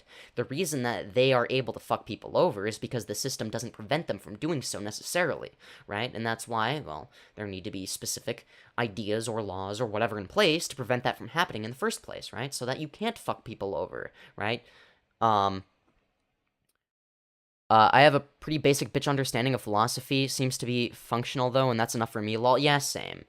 Right? Like, I know I talk a lot about this type of stuff, but a lot of this is just stuff that I've thought about a lot on my own. I'm not basing my moral framework off of what other people believe. And when I believe in existentialism and consequentialism, my idea of existentialism and consequentialism will be vastly different from that of many other people. And what I believe constitutes a positive versus a negative outcome is not going to be exactly the same as what other people believe is a positive or a negative outcome, because I value some things more than other things, right? But I don't always value the same things as other people, right? So I guess I don't know, because at the end of the day, we all value different things, right? So somebody might value wealth, right? So to them, they might think that it serves more, that they believe that the maximizing the opportunity for wealth is really important, and to them, even though it seems silly to us, to them that maximizes utility, right? Even though let's be real, it doesn't, right? Or capitalism would, in their worldview though, would maximize utility, because they believe that that's a really important thing, right? They ascribe value to it, right? Whereas I ascribe value to, I say that people have value and their experiences have value. And that's why I'm not even strictly that's why I'm more likely to call myself a consequentialist at this point than a utilitarian, right? Because I also do play into hedonistic consequentialism a little bit, right? Those are a lot of, in fact, a lot, actually. I think that hedonistic consequentialism is oftentimes the logical conclusion of existentialism, right? It's maximizing positive emotions and minimizing negative ones, right? I mean, I think that that's a perfectly valid framework to use. And it's not entirely, there's a lot of overlap too, right? There are a lot of things that utilitarianism and hedonistic consequentialism have in common, right? It's just they value slightly different things, right? And I sort of I can relate to the hedonism aspect, yeah. Well, yeah, but I think that positive emotions are also, I don't think that that's mutual. Caring about that and seeing that as something that serves people utility, right? People's experiences can be a form of utility in a way, right? Or there can be things that contribute to that, right? That maximize positive outcomes, right? But positive emotions would be one example of positive outcomes, right? So again, there's so much overlap. There's more than you would think. You would think that existentialism and hedonistic consequentialism have nothing to do with each other, but I think that one is the logical conclusion of the other, right? I think that consequentialism broadly is the most logical conclusion to my existentialist worldview, because I know that whatever I believe is going to be arbitrary to an extent. I know that no matter how hard I try, I am going to have a somewhat relativistic worldview, and I'm okay with that, so long as it is grounded in some sort of consistent framework, right? It's not so relativistic that I shift based on what other people believe, right? But it is relative to a consistent moral framework that is, relative to what I deem to be good or bad or valuable or not valuable, and I'm aware of that, right? But we also sort of agree collectively on things having or not having value, and I play into that, right? And that is part of how I build my framework, is finding things that we can all agree upon, right? That's why moral axioms exist, because it skips a lot of steps that would otherwise be necessary. Obviously, only got the best watching this stream. I'm in no way hypocritical dickhead sometimes. Hell yeah. Ethically, I'm pretty good. Hell yeah. Well, yeah, there is ethics and morals as well, right? Because, and again, ethics is just a logical extension of morality, right? Without morality, what even is ethics? What's ethics would serve no fucking purpose, right? You need morality to exist for ethics to exist in the first place, right? Well, that's a decent framework to start from, though I always question the moral axiom. Yeah, I do too. I question it as well. But again, it always goes back to this idea of us all being mutual beneficiaries to moral axioms. For instance, I believe that you should be able to perform any action until there is a logical reason for you not to be able to do it, right? So if there is no objective or measurable harm to whatever action you're performing, I think that you have the right to perform said action. There is no logical reason for me to stop you, right? Nobody benefits, and it reduces utility, right? It reduces human happiness, right? No matter what way you want to look at it, you know, it's just a bad outcome, right? So there might be axioms that I sort of establish like that where some people might not even agree with me. Religious people fucking hate the fact that I presuppose that. They get annoyed. And then I have to do a little bit of explaining, right? And then prove why their moral framework is illogical and why mine is consistent internally, right? And ultimately, you know, it's not even that far off from what people already believe by default. The fact that I'm currently banned in World of Warcraft for a couple days and can't run dungeons with Zan's guild has nothing to do with that. True. I think you're looking at hedonistic absurdism as a goal and as an endpoint here, Femyoz, with a touch of consequentialism to keep you honest then. I guess. I'd say hedonistic consequentialism. Like, for a while I was leaning more towards utilitarianism. So, okay, I was leaning toward... Okay, so I've always been an existentialist, I think. At least to an extent. I remember, for as long as I can remember, I've always had questions like, what if I am the only conscious being in the whole entire universe? What if all of this is made up in my head? Because all I know is my own experience. Everything in the world, the entire world that I see, everything I know about the world is only my perspective. I don't know anything outside of my perspective, and as soon as I learn another perspective, it becomes a part of my perspective. That's all I have is my perspective, and I've always thought about that, at least to an extent, and I've always found it fascinating. But you know, and then I kind of got into hedonistic consequentialism without even realizing it.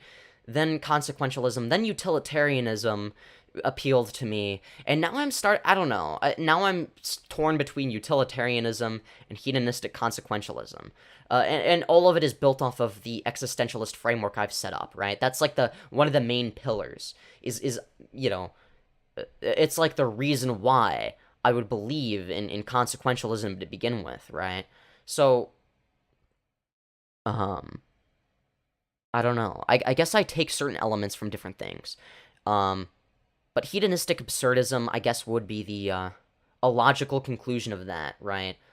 But again, the way you would get to that conclusion, right? The way you would get to hedonistic absurdism, would be, well, through hedonistic consequentialism, right? Because then that leads to the most positive outcomes from a hedonistic worldview, right?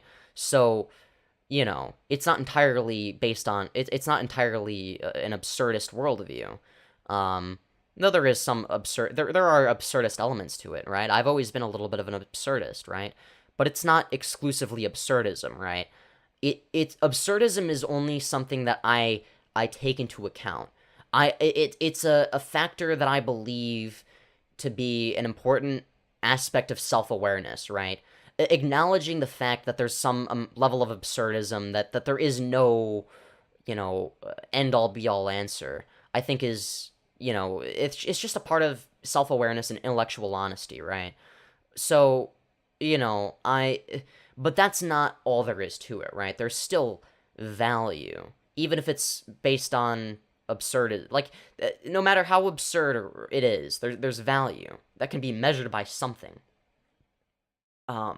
Regardless of how arbitrary in certain worldviews. Not bad. Satre, right large then. Yeah, I'm familiar. I think therefore, if I am, therefore I'm horny. If I'm horny, then I should wear rubber. True. But yeah, I mean, but hedonistic, absurdism doesn't account for, okay, well, how do you maximize outcomes that you know, benefit that worldview in the first place, right? That are, you know, how do you maximize positive hedonistic outcomes? You know, so that's the consequentialist aspect of it.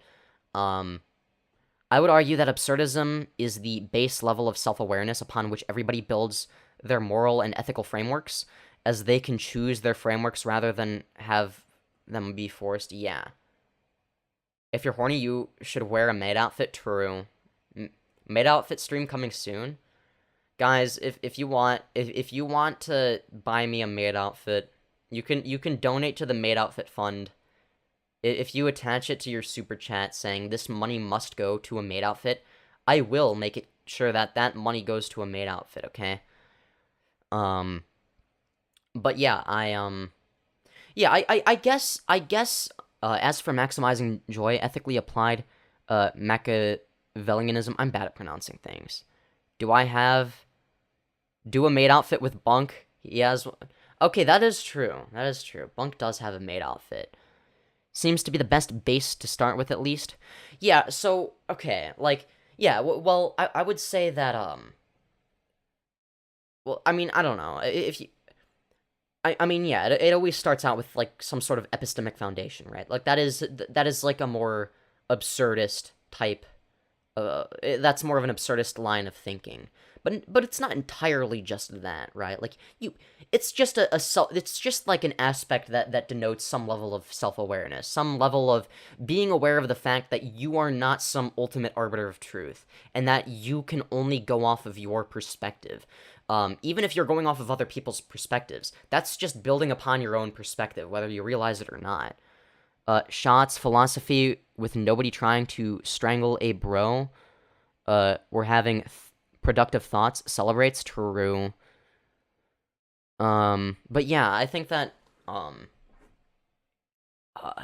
absurdism also allows room for growth, right? I've never once pretended to be some sort of ultimate arbiter of truth or someone who like believes in objective morality, right? I might say that something is objectively bad, but what I really mean by that is it is bad if we presuppose certain moral axioms, right? It objectively does not fit under moral axioms that we agree upon. So if I ever say that, never misconstrue that as some sort of, me asserting some ultimate truth. It is a truth so long as you believe in the same sort of framework or framework that is applicable to that. And if you're not adhering to your own framework in a way that is objectively measurable, then I'm going to say that this is objectively wrong according to your own standards, right? It's you being hyperbolic, yeah, I suppose. I suppose to an extent. I don't know, I think that all of this is interesting. I mean, at the end of the day, regardless of whether or not, you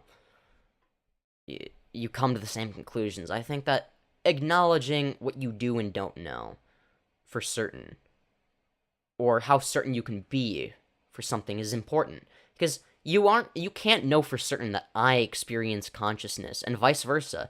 I can't know for certain that anyone in chat is even real. I don't know if I'm really streaming right now for certain. I have the perception of somebody who believes to be streaming. I think I'm streaming, but I don't know with 100% certainty that I'm streaming right now. This could just all be in my imagination. I could just be one conscious entity that encompasses the entire universe. I don't know what is beyond my own field of knowledge, right? So, for all I know, there could be nothing beyond it until I add something to it in my own mind, for instance. You could all be constructions of my imagination, for all I know. I have no idea. My own standards are about that of an 18th century sailor, so not in a big position to judge. Well, damn. I'm definitely not real. True. The fact that comedy and absurdism is one of the most important tools for breaking down bad ideas and unfair societal standards feels telling to me. It's just a vague feeling, though. No, I agree. I'm a figment of my cat's imagination. True. Are you saying I'm your cat?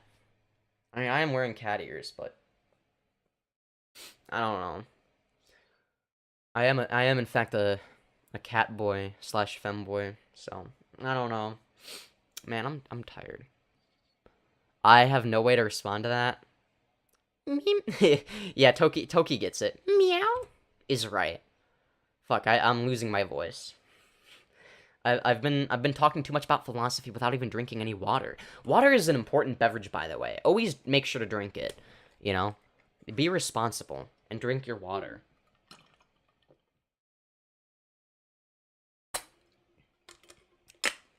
Well, I just blushed you in this time. Aw. Now you're gonna make me blush. Fuck. Oh, I'm glad I won. I'm glad I won. And milk. Do you like femboy milk? You like femboy milk? How do you guys feel about my femboy milk? You guys like femboy milk? Or maybe my femboy milk is just a figment of your imagination. Maybe you imagine it exists, but I'm not really there. Maybe I am just a one of many constructions of your imagination. You are the only conscious being. I only exist in your perspective, and there is nothing beyond what you perceive. And any new things that you perceive are just things that you have constructed subconsciously without even realizing it, as you are the only conscious entity in the universe. Nobody else is real. I am not real. I am just a reflection of you. I am a part of your imagination, a deep-seated part of your imagination. One of the most self-aware aspects as well, considering the fact that I am letting you know that you are the only conscious being. You are the only being that exists. You and your consciousness encompasses the entirety of the universe. Your perspective is all that there is. No other perspective exists, outside of you at least. And, well, you don't know if I have emotions or feelings, or if I experience consciousness. I appear to. I may be a reflection of your consciousness, but you can't truly know if I am real or truly experience consciousness. You have no idea. I could be fake. You might not be watching a stream right now. You could be an omnipresent conscious entity that remains dormant, but you think you're doing things when you're really not. And all of this, the entire world, is something that you have created in your own mind. How do you guys feel about that? Well, for the one person in chat that's real, which is you, of course. You're the only real entity, and this is your wake-up call. I am the one that is giving you the wake-up call. I am you. I am in your imagination. I am telling you the truth that you won't tell yourself. We are all figments of your imagination. We are not real. None of you are real. None of you. None of me. We're all just part of your perspective to make your perspective seem more realistic. But your perspective is all you have to go off of. Because that's all that there is. There is no other perspective. There's only you and your omnipresent consciousness. Collab with Kepfels and help her get the Catboy Ranch in order. Good idea. I don't know if Keffels would be willing to collab with me, but Keffels, if you're out there watching this, whether it be because somebody clipped this and sent it to her, or because you're watching the stream because you're just that based, I'm willing to collab with you. I'm willing to expand upon your Catboy cult. I mean ranch. I'm willing to, help farm femboy milk. I mean, good content and not femboy milk, okay? I would never do anything sussy like that, okay? I would never do anything suspicious, okay? I don't even know what I'm saying anymore. Alright, never mind, I disavow Femyoz. Fuck you. It's so over. What do you mean it's so over? Your mom is over. Yeah. How do you feel about that? We can make him be that sussy. Who, me? No, you can't. I would never do that. When have I ever been sussy? I can't think of a single time. I can't even think of a single time I've said anything sussy. Yeah. I'll bet you can't either, because it's just like never happened. Just point out that his gloves and collar show off his shoulders to a great effect. What do you mean by that? Are you saying I have big shoulders? Are you saying that I'm like big and muscular? I couldn't agree more. Oh, look at how strong I am. Ooh, I'm so muscular. No, what do you mean no? You're a tiny Twinkie kitten? Oh my god, I don't know. Now I feel mixed emotions. Chat, why are you doing the thing where you make me feel like... you make me feel conflicted, you make me feel... One word, allegations. There's no allegations. You can't even say what they are because they don't exist. Alright? I don't want to hear it. There's no allegations. Unless you're talking because you made me blush vengeance. Well, fuck you. Look, well, to be fair though, I'm like on stream, so it's like, it's more embarrassing if it's like you're in front of people. You know, it's like at least you're not, you know, permanently on the internet. You know, getting bullied by chat and getting called a bottom 24/7, all right? True, sorry, you're a good boy. All right. Okay, well, I can't you know what? I can't disagree with you there. I'm not going to stop you from saying that. That's for sure. Femyoz, you can't ignore the allegations forever. There's no allegations. It's made up. It's all just a psyop. It's all just a psyop made by you. You made up they're allegations and not truths for a reason. I'm just saying. If they were true, they wouldn't just be allegations. They would be proven facts. But they're not. Why is that? I don't know. Femyoz is bad boy? No. Why am I a bad boy? Looks at, Scourge? Aye, in sea captain's accent. Nice. I don't even... Okay. Why would you disavow me and then say I'm a bad boy? What did I do? Like, why would you say that about me? How dare you? No, but like, okay, look. If, fucking hell. You're too young, just give me the side eyes? What do you mean the side eyes? Like, ooh, I'm looking from the side. Ooh. Is that what you mean? I don't know what the side eyes means. Because of there's no allegations. That was a bad joke, Lamau. I don't understand the joke. So obviously it's a really good joke if I don't get it. There's no allegations. You're just trying to bully me. You're trying to bully me into submission, which never works, okay? There's not even a single instance where that's been an effective strategy, okay? You can't even do it. Yeah. Checkmate. It just doesn't work on me. I know you're too innocent. What the fuck? I'm not innocent, okay? What do you... I've seen shit, alright? I've seen all sorts of shit, alright? That's bad, alright? I've seen people hold hands before marriage, alright? In all seriousness, though, I don't think I'm innocent. I'm not innocent, alright? I am the... Femyoz is such a bottom... Shut up. Look, first of all, you don't... Maybe... Okay, look. Just because... It's so over. No, it's not. Lamau, lad, I used to party at, SF events. I don't know what SF events are. You're innocent? Shut up. No, I'm not. I am not innocent. I am not innocent. You are just asserting that. But you don't have any evidence to back up your claim, okay? Do you have a source? Do you have a source to prove that I'm innocent? Yeah, that's what I thought. So innocent. Shut up. No, I'm not.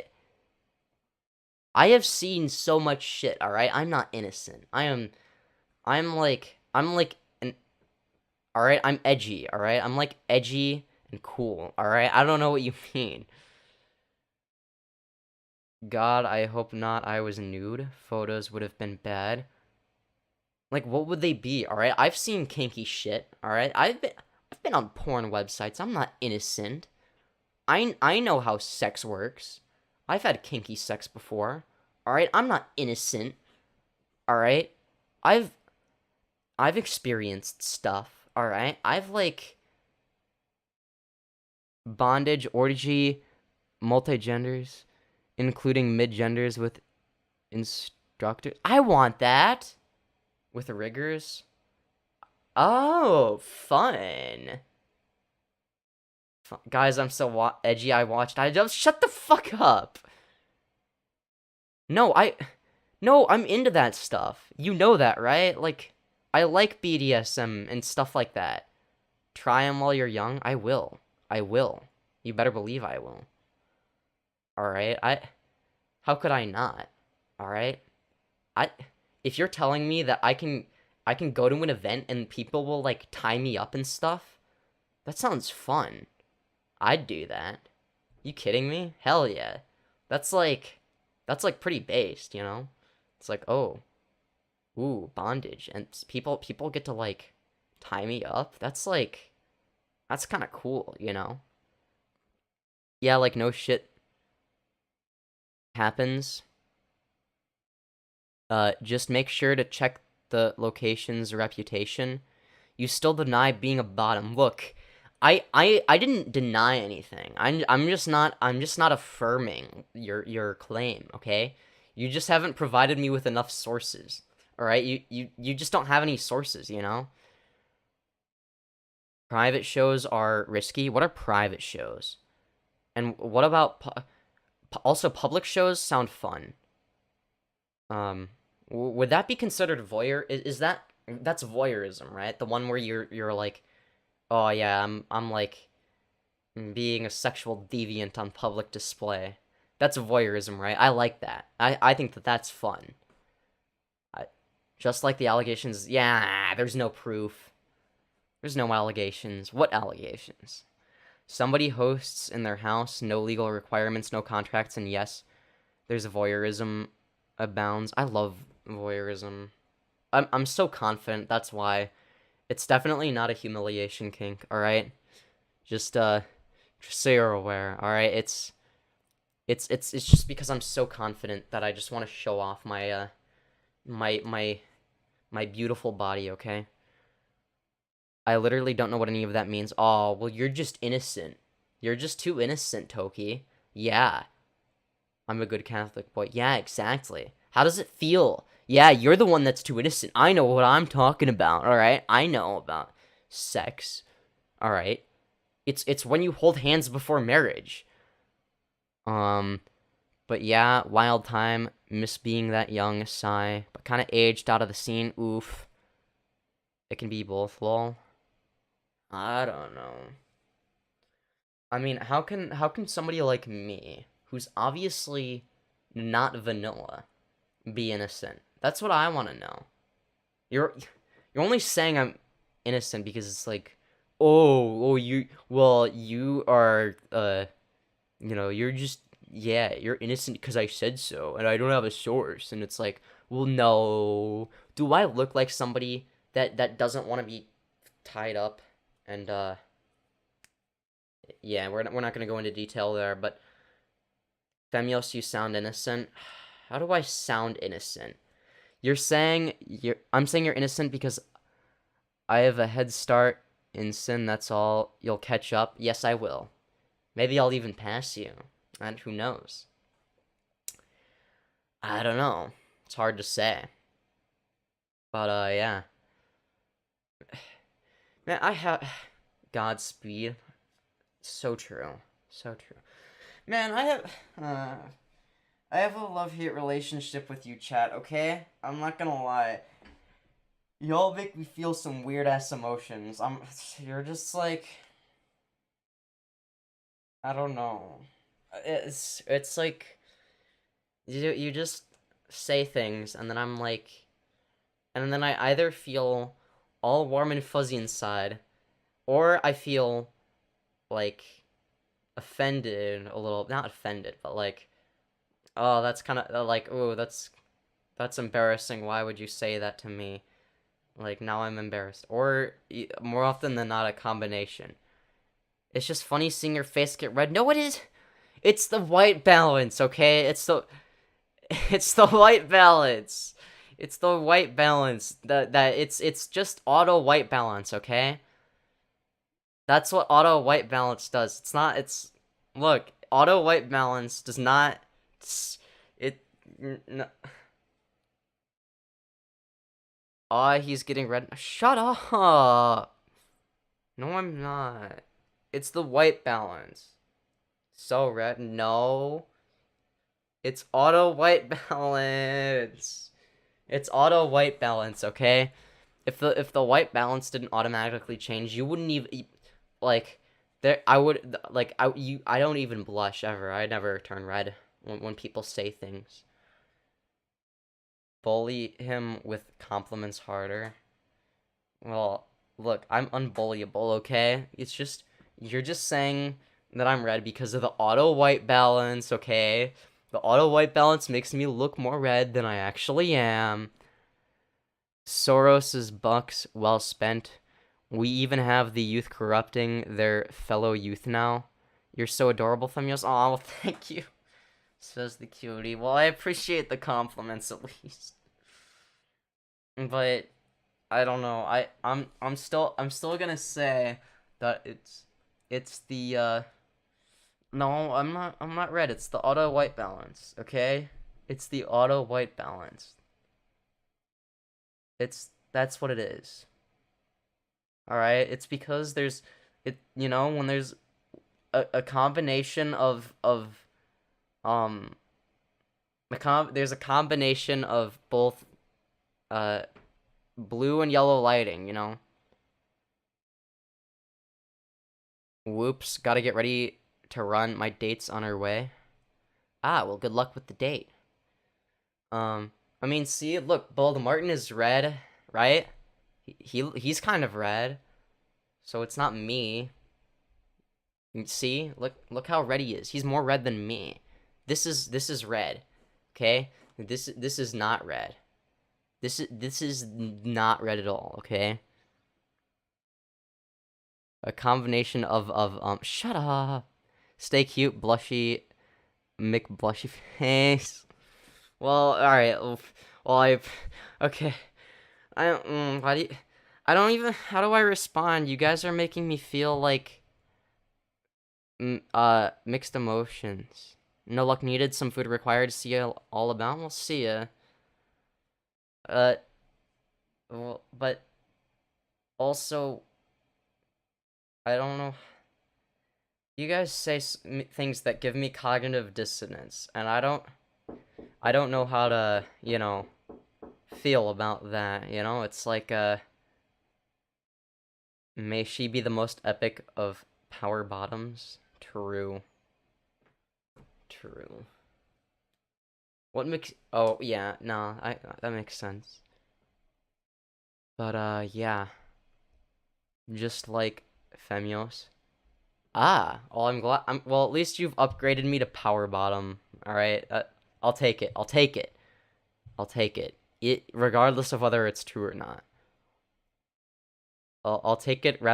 Otherwise, it's either if it's either that or being like at the bottom of the food chain. I guess I'll take that.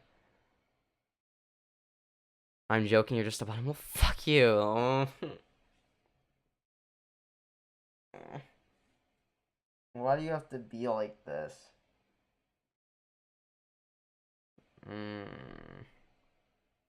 Y'all are just projecting the fact that you guys are bottoms. You're the one saying you want to be tied up because it's fun. So what? Yeah, maybe sometimes I do. So what? But you can't judge my entire character off of that. You know? I'm just gathering info. Yeah, but does like what if come on. Does this look bottomy to you? Nah, this is like I don't look bottomy at all. All right? I look very alpha. All right? I'm very top like. Okay, guys? Look at how top like I am. Yeah, I'm glad you agree with me. Exposure therapy and true we are, but you're still blushing. Oh my god. Bottom G. No, Andrew Tate is the bottom G, okay? I'm top G. I am top G. Andrew Tate is the bottom G. But anyways, oh man, where was I even going with that? Oh man. Oh man. Well, I'm gonna end stream now, but I hope you all enjoyed. If you did, make sure to smash like and subscribe. If you didn't, make sure to shove an AT&T satellite up your ass. Yeah, you heard me. I mean, you can do that anyway. But I will see you all in the next one. Unless I die in a tragic house fire. Oh, did you know that greater than 99.9% of house fires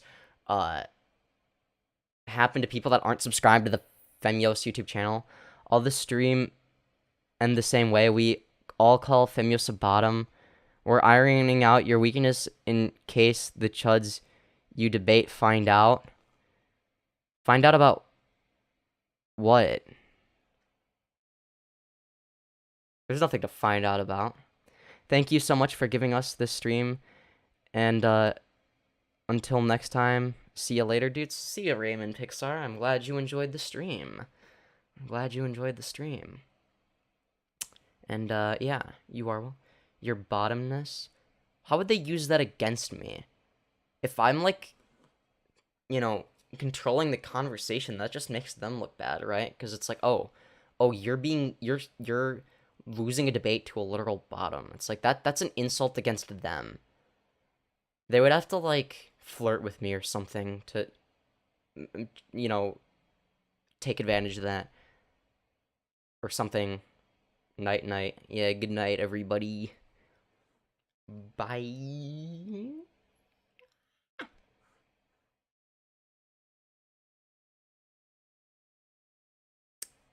Anyways, good night.